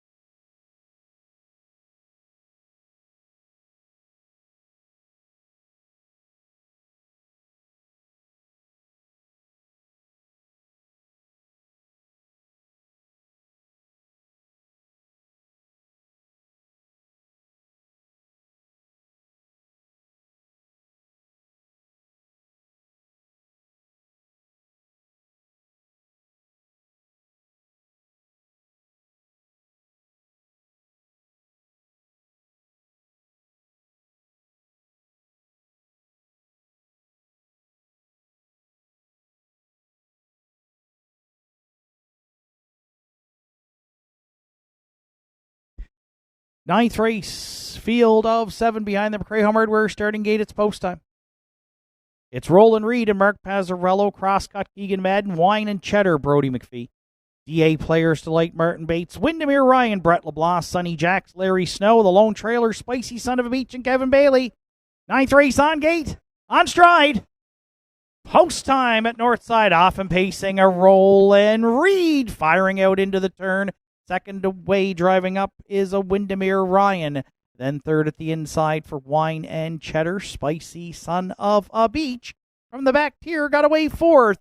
5th past that opening 8th, the DA Players Delight. Then 6th Crosscut. And the early trailer is a Sonny Jacks. We got a runaway up front to the quarter. Roll and Reed is rolling right along here for Pazzarello. Clear by 6. Over the pocket sitting Windermere Ryan, 28-3 opened it up. Wine and Cheddar, another 3 lengths back at the inside third. Spicy Son of a Beach goes 4th. Crosscut starts the backfield journey up there for Keegan Madden 5th. Sonny Jacks will follow him out 6th. And DA Players Delight shuffle back to the inside 7th at the opening half mile here. Brett LeBlanc's going to pull pocket right now with Windermere Ryan on to engage. Roland Reed past the half. Wine and Cheddar underway for McPhee there third. Half's up in 59. And a 4. Spicy Son of a Beach goes 4th. 5th at the inside for DA Players Delight. Wide 6th the Crosscut. And the trailer 7th. As they hit 3/4 is Sonny Jacks. Roland Reed tries to repel Windermere Ryan, who's back out for more here at 3/4. Those two get it on again. Wine and Cheddar at the inside third. Spicy Son of a Beach a wide 4th. Then 5th to DA Players Delight. 3/4 in 1. 29 flat, nose to nose. toe-to-toe here. They're slugging it out, turning for home. Pazzarello at the inside, LeBlanc the outside, Roland Reed, Windermere Ryan trying to take it away in the stretch. Third wine and cheddar, DA players to late. Windermere Ryan on the line to win it. Roland Reed was second. DA players to late drove in to be third and won 59-1.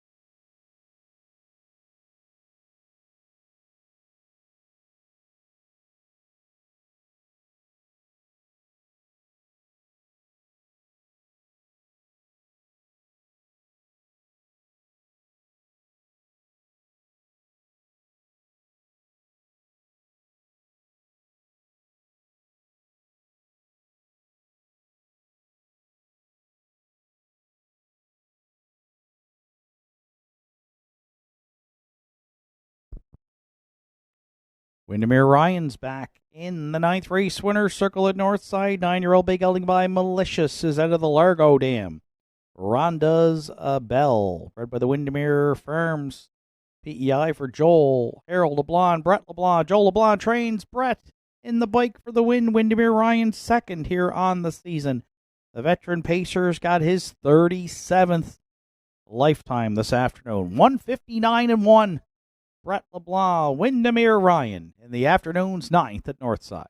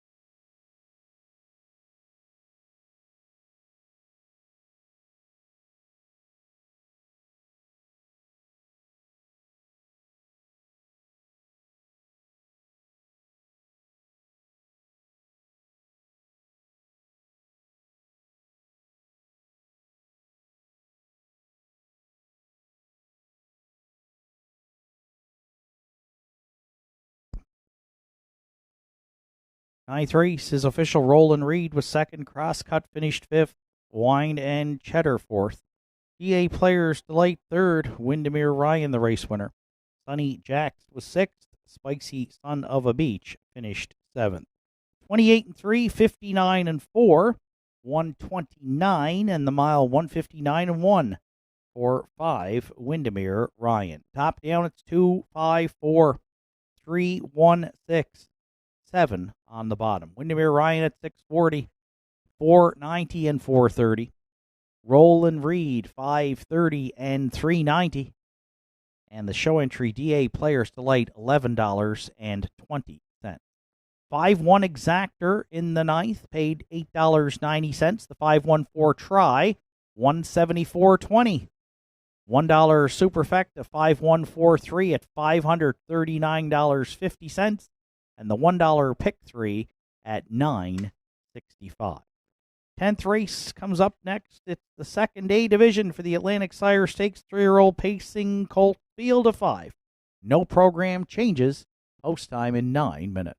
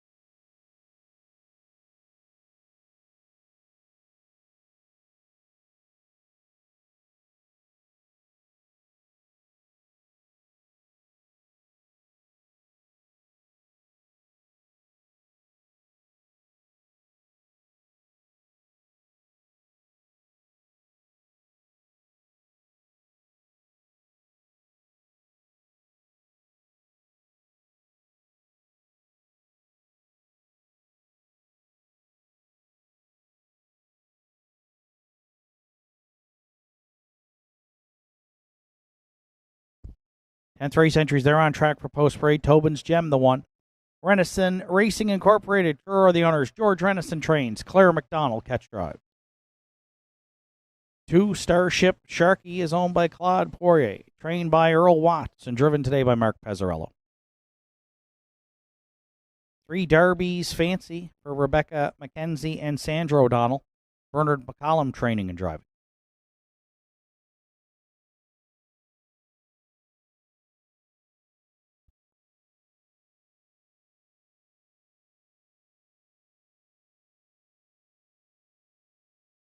4 Ocean View Lou for Ian Smith and Tom Weatherby.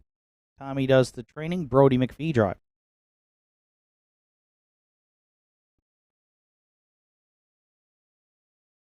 5 Woodmere Kobe rounds out the field for corners Peter Smith and Gerald Morrissey, trained and driven by Kenny Arsenault. Afternoon's 10th race, Atlantic Sire Stakes 3-year-old pacing Colts A division. The purse $16,220. Triactor Exactor Superfecta.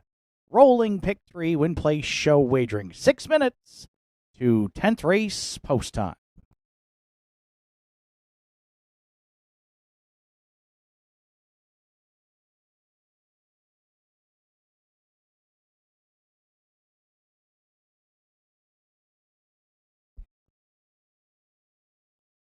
So another field of 5 here to contest the second A division of the Colts. We had an upset winner in the first division with Walter Daigle teaming up with Morgan and Colin Shepard and Chacan in a Life's Best. And we're going to look for a bit of an upset here in the second division as well. I landed on the 2-entry Starship Sharky in my selections for Claude Poirier trainer Earl Watts, and Earl's called on Mark Pazzarello to drive the 3-year-old Somewhere Fancy gelding. And take a look at Earl's training average coming in today across the Maritimes this season. Absolutely on fire. 504 training average and 38 winners sent out from the Watts stable from just 97 starts. So a tremendous start to the year, of course. Windermere Sky, the undefeated filly, as part of that stable for Earl. 3 wins for Starship Sharkey on the season from 6 starts, including one at Charlottetown and 56 flat back on May 30th. Did race at Inverness on June 28th, finished 4th. Mark Campbell drove that day, paced in 57 and 1. But I think Mark Pazzarello here will be aggressive with Starship Sharkey from post 2, and we'll see if he can make the lead and go right down the road. Now he's taking quite a bit of support here at 2-1, the 2 Starship Sharkey.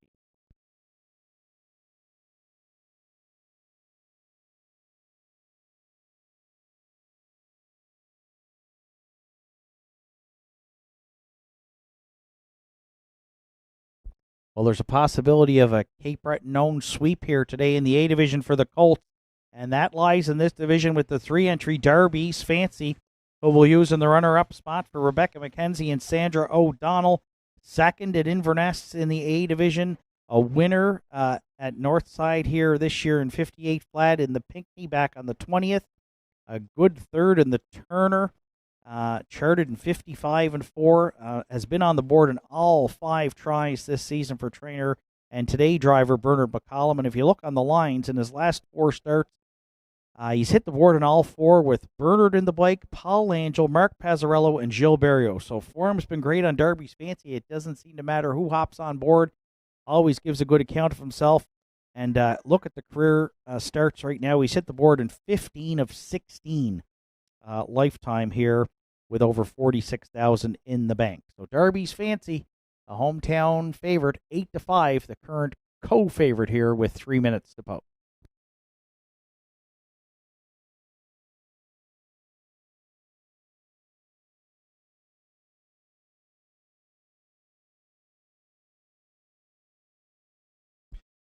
You're playing the Triactor. Now you're looking at the 4-entry Ocean View Lou, the blood money gelding for Ian Smith and Tommy Weatherby, and Brody McPhee in the bike has been hot of late with 2 wins and 2 seconds in his last 4 starts, and was second in the A division at Inverness to Smiling with Lou. Brody in the bike that day. He caught all the numbers, just got nipped in 56 and won a big trip there. So Ocean View Lou has already been a winner in a career best 55 and 4 at Charlottetown this season, and he's got over 37,000 in the bank lifetime from just 18 career starts. So a slight favorite now on the most even betting board of the day, 9-5 for Ocean View Lou.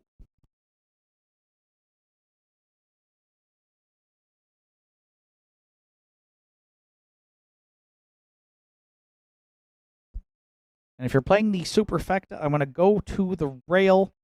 Renison Racing are teaming up with Claire McDonald on the 1. Tobin's Gem, the flame-proof Hanover gelding. A couple of issues back last fall with some starts, with some breaks at the start. But this season have not seen that at all. Opened up with a second-place finish at Truro. Won their division of the Turner in 56 and 1 with Mark Campbell on the bike. Then finished a good second here in the division of the Pinckney to Darby's Fancy, and was parked in the Inverness start and had to settle for 5th that day, but still raced well, charted in 57 and 1. So Tobin's Gem in the mix here as well, and Claire McDonald and George Renison, they're teaming up here with that flameproof Hanover gelding at 7-2. You make a case probably for any of these 5 3-year-olds to find the winner's circle here in a very competitive division, as the tote board reflects that. Slight favorite right now at 4-1 is at the 4-entry Ocean View Lou at 3-2. 2, 3, 4, 1 are my top 4 selections. Good luck with yours. Final call for wagering here on the afternoon's 10.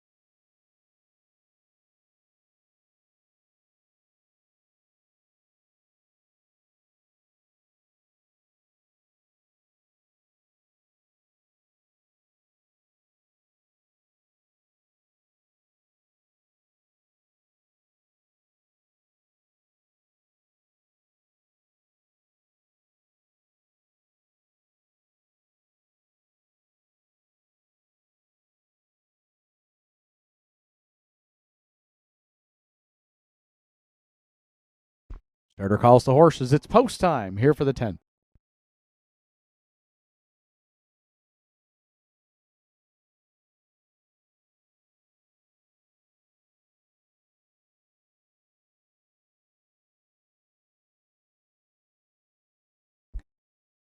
Atlantic Sire Stakes 3-year-old pacing Colts A division purse $16,220, a field of 5. Behind the McRae Home Hardware starting gate, it's post time.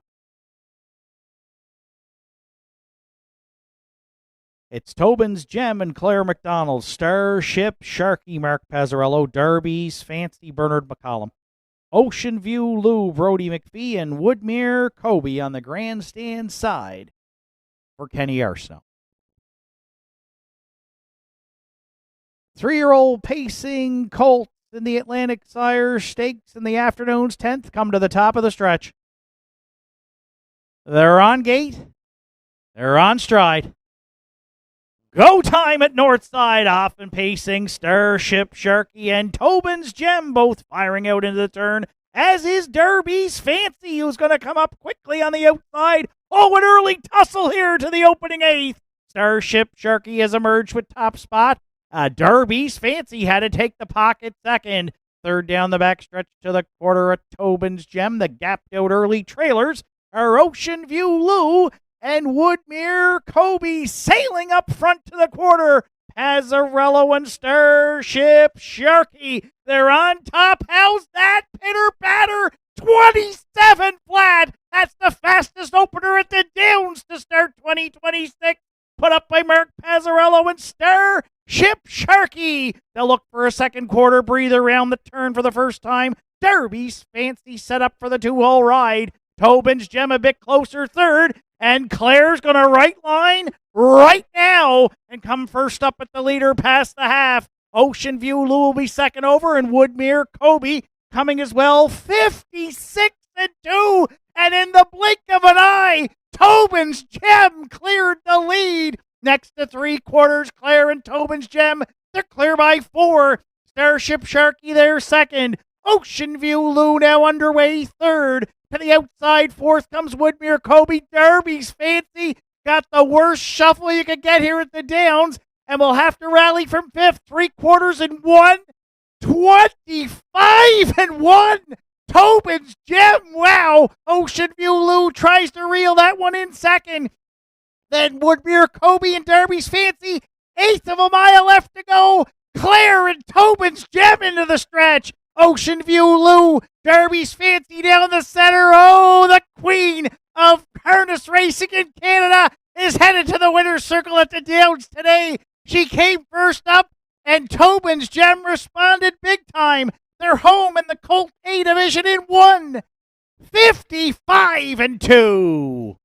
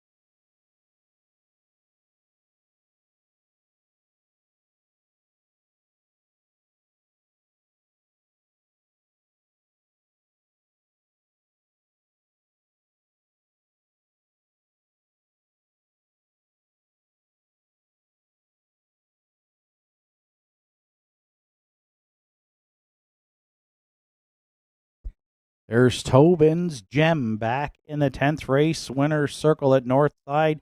The 3-year-old Bay Geldings by Flameproof Hanover from the Liz Maridam. Grace Sealster, bred by Wendell Williams from Prince Edward Island. Renison Racing Incorporated of Truro, they're the winning owners.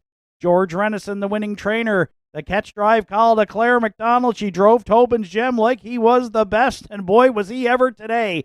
He just licked his lips off that 56-2 opening half mile. Claire had him rolling past the half, and he drove away from there. Second win on the season, 5th lifetime he came to Cape Breton to get a new race win record to top it off. 155-2, just 2/5 off the 3-year-old pacing track record for Geldings here as Tobin's Gem scores in the 2nd division for the 3-year-old pacing colts. The A division in 55-2.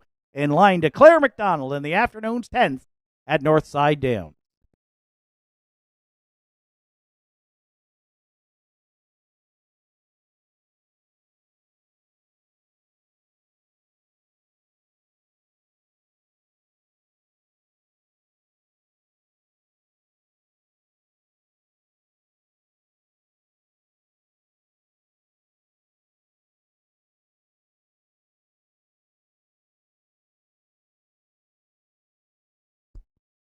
Tenth race is now official. Tobin's Gem, the race winner. Starship Sharky was 5th.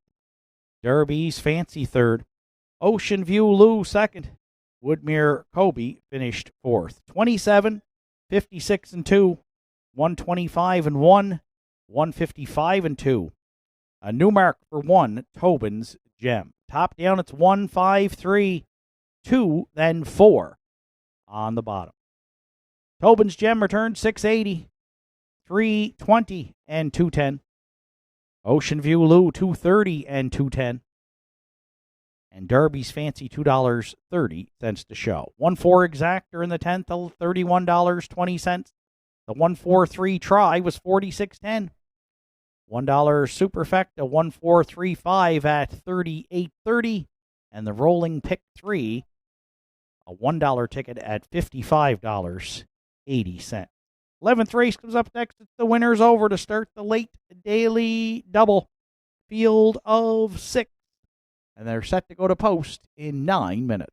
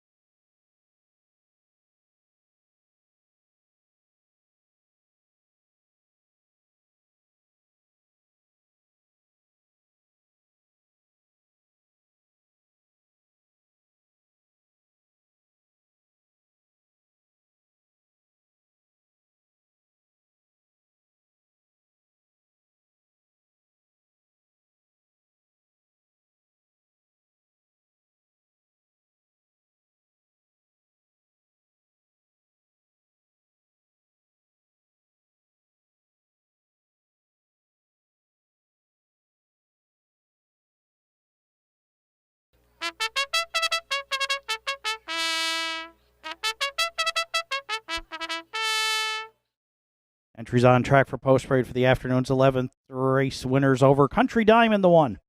For owners Leonard McClellan and Francis Romard. Leonard does the training. Mark Pazzarello is doing the driving. 2 all right for Terry Morrison, Erwin Cleaner, Kirk McRae, and Angus McCachran. Heather Hawkins trains with Brett LeBlanc. 3 Elm Grove Quigley is owned by Paula Wilkie, trained and driven by Larry Snow. 4 Rank Contender for owner-trainer Peter McKinnon. Driver this afternoon is Brody McPhee. Thunder Alley 5, Terry Morrison, Erwin Cleaner, Kirk McRae, and Angus McCachran own. Heather Hawkins trains with Kevin Bailey. 6 UHEF rounds out the field for Randy Ghetto, Susan McSween, and Wayne Hardy. Dana Ghetto trains. Randy Ghetto is in the bike. Field of 6 to contest the winners over in Week 10 to start the late daily double triactor exactor superfecta. Win play show wagering 5 minutes to 11th race post time.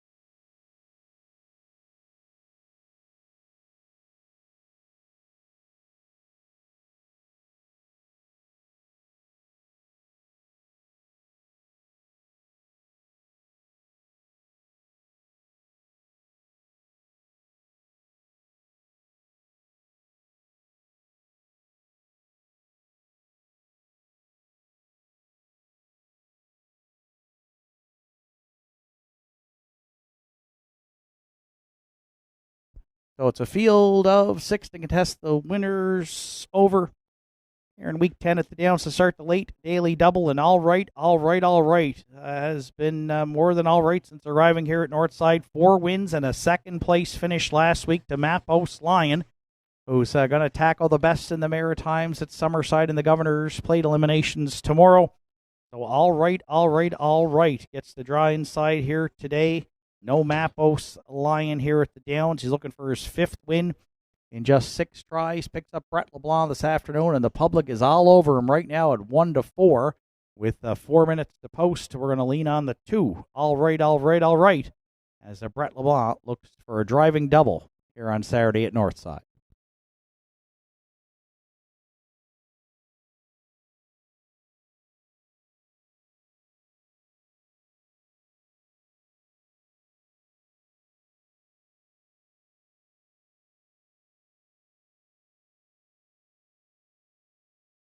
For second, I went to the 4-entry ranked contender who shipped up to Inverness on Wednesday evening.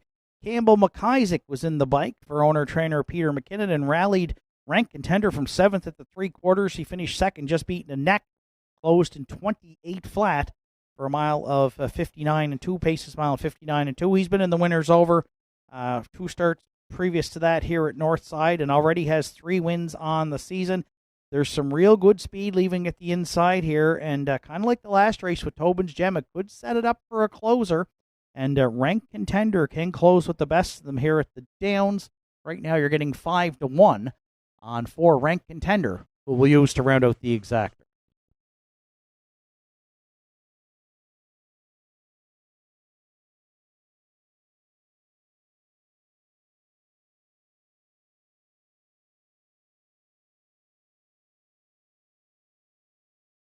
You're playing the triactor here in the 11th. I'm on the 1 Country Diamond, who had reeled off 3 straight second-place finishes in the winners over before getting parked last week here in the feature at the Downs and had to settle for 6th with Mark Pazzarello in the bike, but now draws the rail. And Mark can control the destiny here, leaving it the inside, decides to cut it or sit maybe second. For Country Diamond, the 5-year-old Lazarus Gelding, who's had 5 top 3 finishes from 9 starts this season, and should get a really good trip off the rail today. 5-1 on 1 Country Diamond.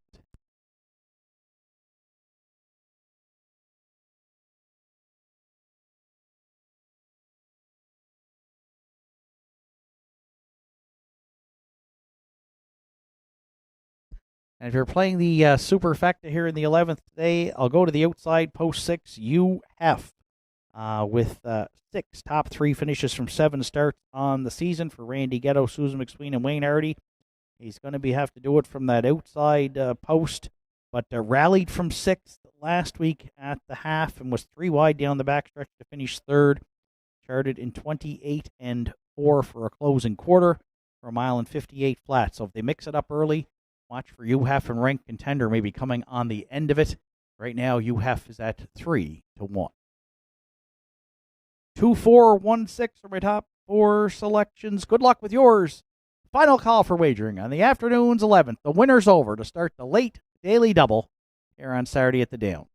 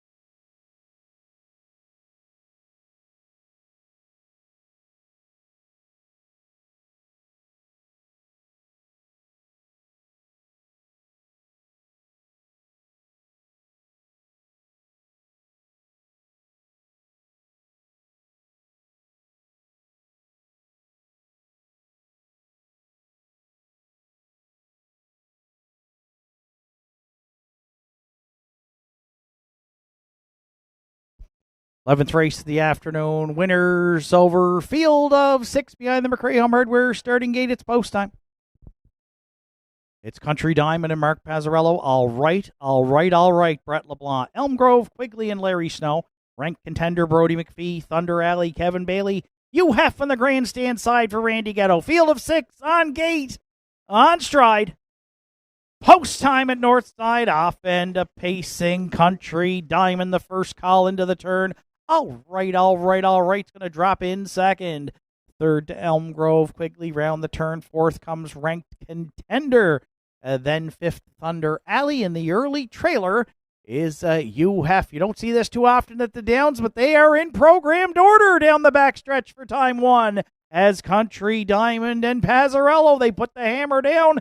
They're clear by 2 off the rail. All right. And LeBlanc, they'll ride the pocket there. Second, Elm Grove, Quigley looks at it. Third, 29 and 1. Open it up and out of the pocket early. All right. Is going to make things mighty interesting here in the winner's over as Country Diamond leads it. And down went Pazzarello. Country Diamond put in some steps, and wow, what a job to pull that horse back up the boys did there around the turn. Oh my, that could have been a major issue, folks. Great job by all the drivers there. Elm Grove Quigley has emerged with the lead. Ranked Contender now the challenger here on the outside second. There will be a judge's inquiry.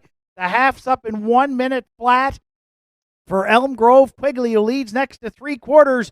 Ranked Contender now the challenger on the outside second. UHEF is well spotted there third. Then fourth to Thunder Alley. Followed up now, pulled up at the back is All Right, and Country Diamond. 3/4 and 1, 29 and 2. Elm Grove, Quigley, and Ranked Contender, along with UHEF, they were able to avoid most of that traffic trouble, and Ranked Contender looks to clear Elm Grove Quigley into the stretch. Then UHEF is there from third, but Ranked Contender and Brody McPhee, they've taken advantage of that confusion just past the 3/8 to take the winners over here. Second, Elm Grove Quigley. Then UHEF and Thunder Alley in 1:58 and 2. We will be under a judge's inquiry here as judges will examine racing action past the 3/8. Please hold all tickets.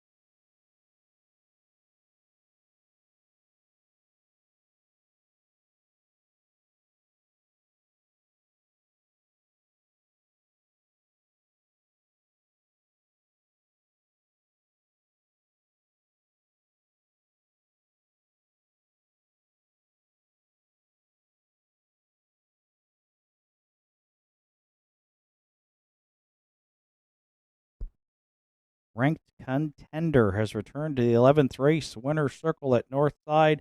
The 6-year-old Tobago K's gelding is out of the modern Art Dam Euphoria Sealster, bred by Dan Lewis from Blackett's Lake, owned and trained by Peter McKinnon. Brody McPhee, the catch drive call to the winner's circle this afternoon. As ranked contender gets its 4th win on the season, 50th lifetime, and I got to tell you, 20 years up here announcing at the top of the Downs, and that was probably the most fortunate.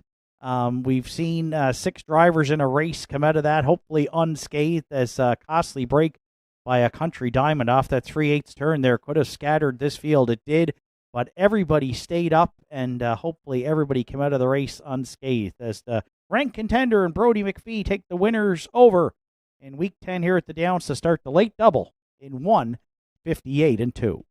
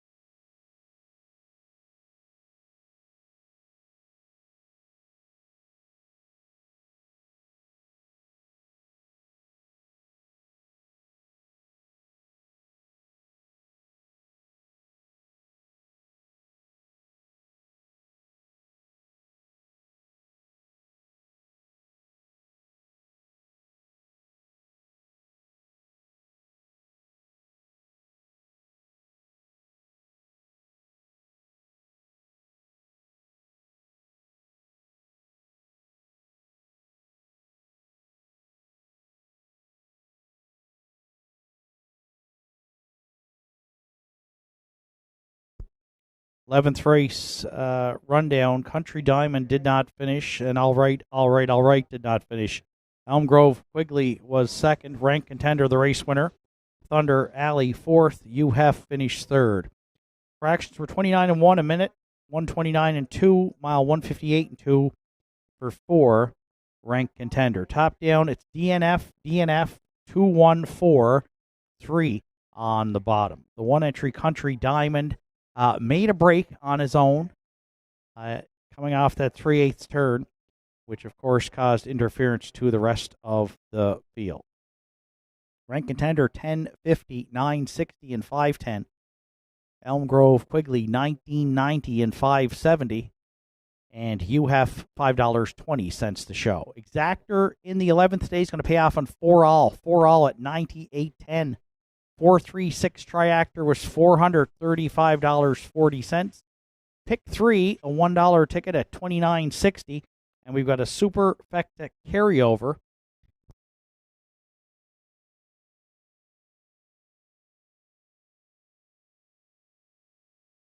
Superfecta carryover to the afternoon's 12th race, which will come up next in 9 minutes. We'll have that Superfecta carryover amount for you shortly.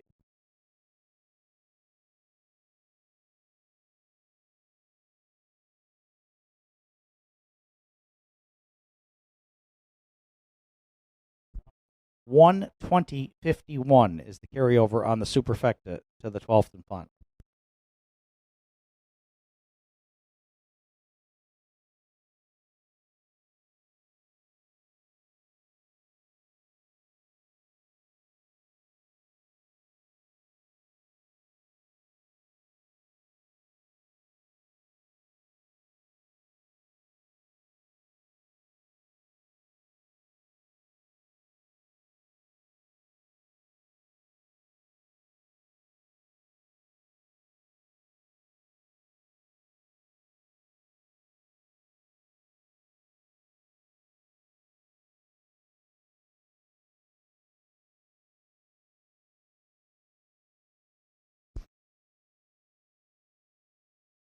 Winner of the afternoon's 50-50 draw on trackside for $685. Michaeline Mofford, congratulations.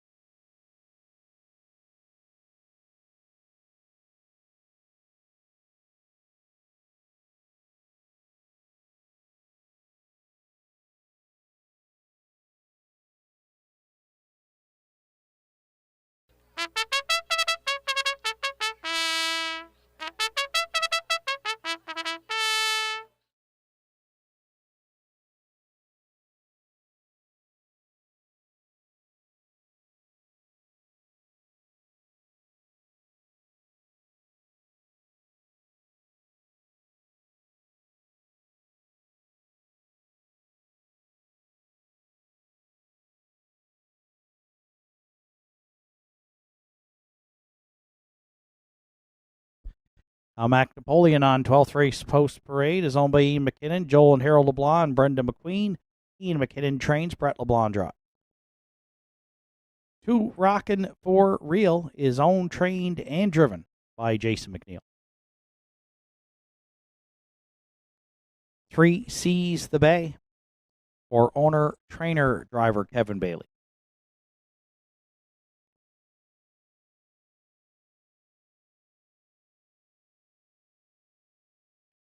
4 Maverick Treasure. Arden Mofford, Manzi McVicker, Allison Bootler are the owners. Warren McKinnon trains, Brody McPhee drives.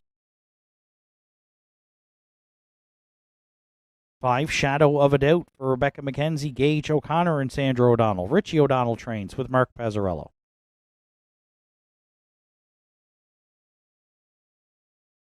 6, Check Your Source is owned by Caleb McNeil, trained by Joe Poirier, and driven by Keegan Madden. 7, Wims Wonder rounds out the field for owner-trainer Travis Campbell and driver Larry Snow. Field of 7 to contest the afternoon's finale, Triactor, Exactor, Superfecta, carryover, win, play, show wagering with 5 minutes to 12th race post time.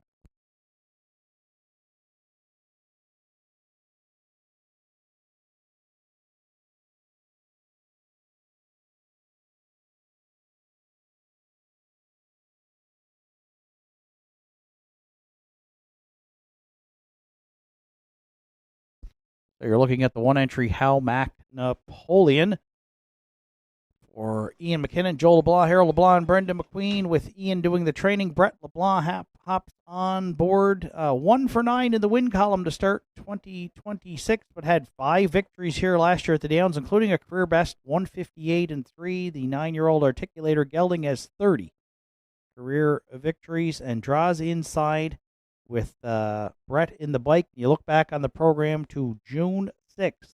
Brett guided him to that victory here on the season. 2 minutes flat, a 3 1/4 length score. Again, with Brett in the bike, got away at 10-1 that day. Don't see that happening today, though. 7-5. He's a solid second choice right now. The one Hal Mac Napoleon with 4 minutes to post.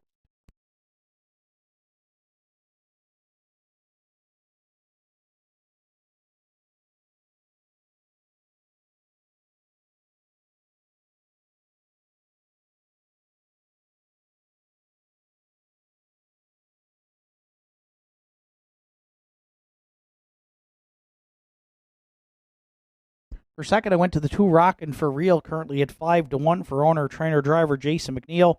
A good third in his latest try here at the Downs. Parked basically the entire mile, charted in 2:01 and 3, and had been up racing in the nominators of 8:30, where he finished 5th 2 starts back and paced his mile in 2 minutes flat. So a second and a third from 4 starts. Back down in this class, draws inside here, and could get a really nice trip depending on who leaves the gate here. If he were to follow out the one Hal Mac Napoleon, Rockin' for Real could get that 2-hole ride at Nortside in the finale. 5-2, taking quite a bit of support here to Rockin' for Real.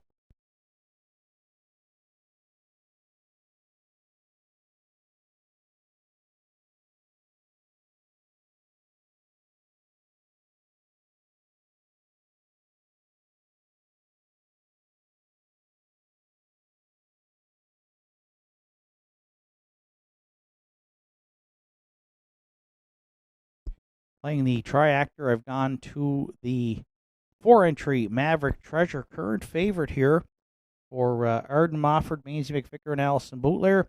Brody McPhee in the bike, coming in off a career best win at Inverness on Wednesday night in 159-3. Zach Mullins in the bike that day. 3 wins on the season from 5 starts for Maverick Treasure, who again comes in off that career best. Moves up in class, however, but is certainly a solid win candidate here and is the public's choice right now with 2 minutes to post.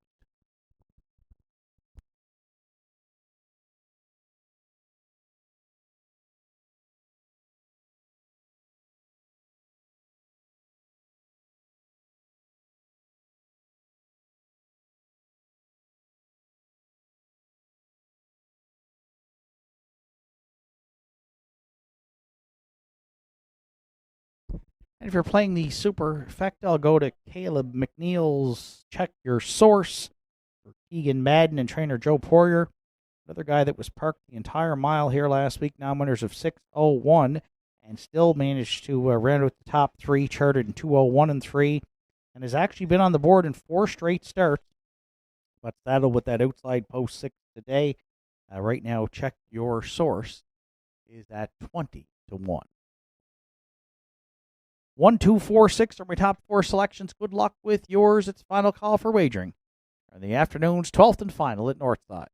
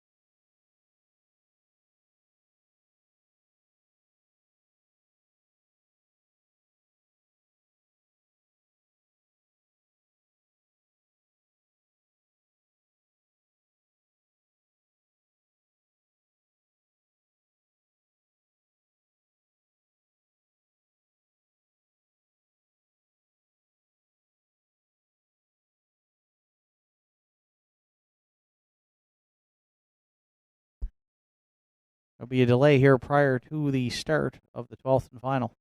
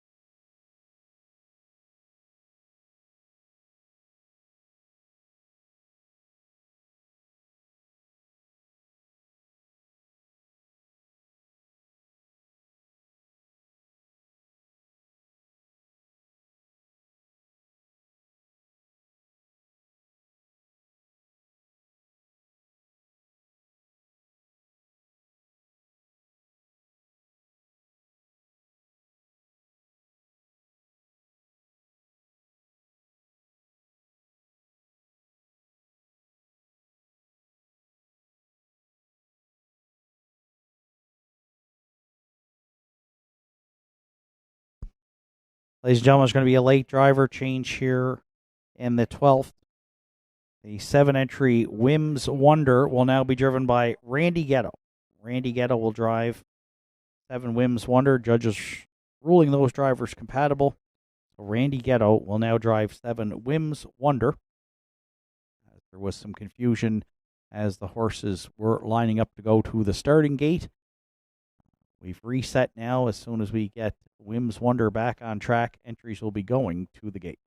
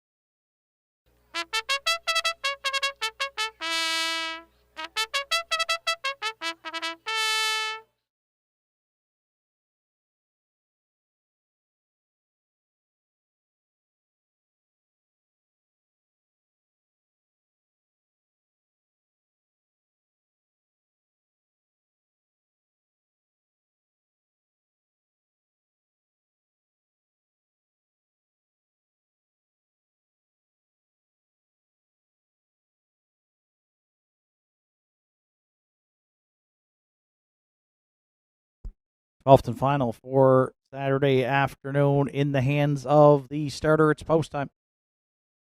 It's Helmac Napoleon, Brett LeBlanc rocking for real. Jason McNeil sees the bay. Kevin Bailey, Maverick Treasure, Brody McPhee, Shadow Vidot, Mark Pazzarello, check your source, Keegan Madden, Wim's Wonder in the back tier for Randy Ghetto. The finale, top of the stretch. On gate, on stride. Post time here at Nortside. Off and pacing, sees the bay. Helmac Napoleon rocking for real. They're all firing out into the turn. Sees the bay, would like to get down to the pylons here for Bailey, and will do so well before the opening eighth. Helmac Napoleon's in the pocket. We'll see for how long, as Brett LeBlanc considers a pocket-pulling move early here from second. And he's underway. Helmac Napoleon coming in a major hurry for McPhee there from third. So all kinds of early action here as they hit that opening quarter. It's Helmac Napoleon to clear. And now Maverick Treasure's on the limb second. 30 seconds flat, opened it up. And an early tussle up front at 3/8. As Helmac Napoleon's got rail control, Maverick Treasure could be out a long ways there second. Sees the bay, the first leader now sits in the pocket for Bailey third. Fourth to the half on the outside comes Shadow of a Doubt. Rockin' for Real's got a ground-saving journey there from fifth. And then sixth and underway goes a Wim's Wonder, followed up by the trailer. Check your source, 59-1. Opening half mile, they went 29-1 in the second. Helmac Napoleon, the leader at 5/8. Maverick Treasure just a neck away second. Sees the bay at the inside third. Rockin' for real. Found a way off the pylons now from fourth. As they hit three quarters, Maverick Treasure a half length to the good here over Helmac Napoleon. Rockin' for real and sees the bay. They're battling for third in 29-1. Wow, nose to nose here from before the half. Nothing settled into the stretch. Helmac Napoleon at the inside. Maverick Treasure under McPhee urging on the center now. Looks to take it away. Then Rockin' for real. Helmac Napoleon. Maverick Treasure. Helmac Napoleon back on. Oh, what a tight finish. Maybe Maverick Treasure. But Helmac Napoleon was game right to the wire. Rockin' for real to round out the top three in a win photo in 2 minutes. 3/5.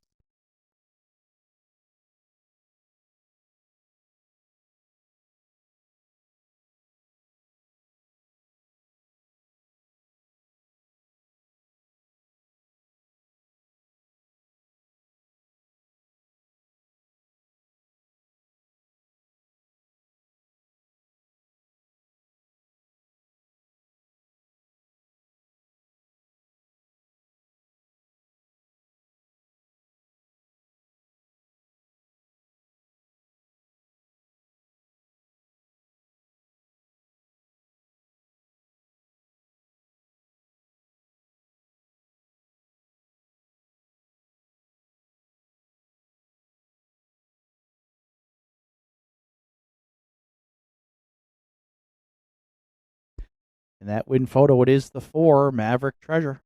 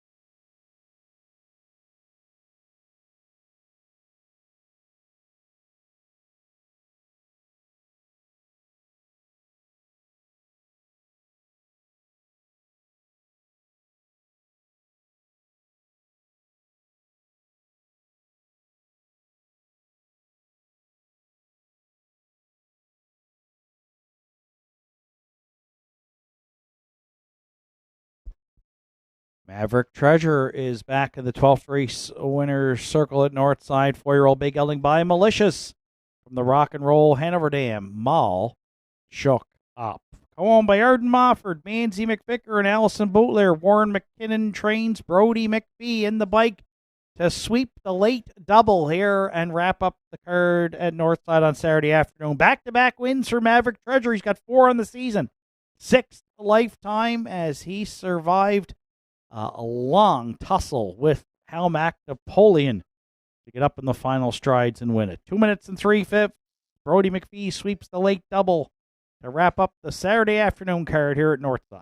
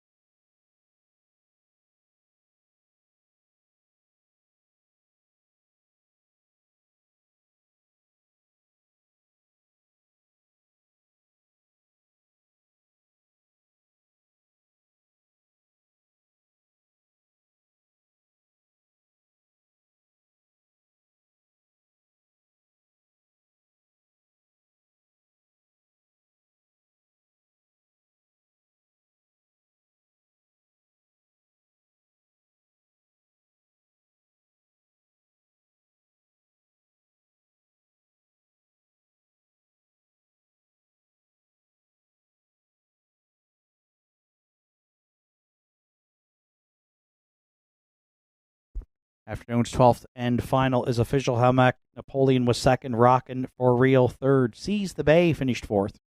Maverick Treasure, the race winner. Shadow of a Doubt was seventh. Check Your Source sixth. Whim's Wonder finished fifth. 30, 59 and 1. 129 and 1. 2 minutes 3/5 for 4 Maverick Treasure. Top down at 2, 3, 4. 176. 5 on the bottom. Maverick Treasure returned 550, 270 and 210. Halmac Napoleon 210 and 210.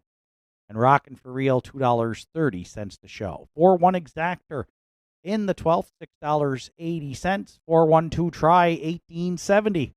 Late Double 4-4 at $15.70. And the $1 Superfecta 4-1-2-3 $25.35. Total wager on the afternoon's card was $25,586. Racing action returns to Northside Downs next Saturday afternoon with a first race post time set for 1 o'clock. From up top here at the Downs, track announcer Shane Ryan bidding you a safe journey home.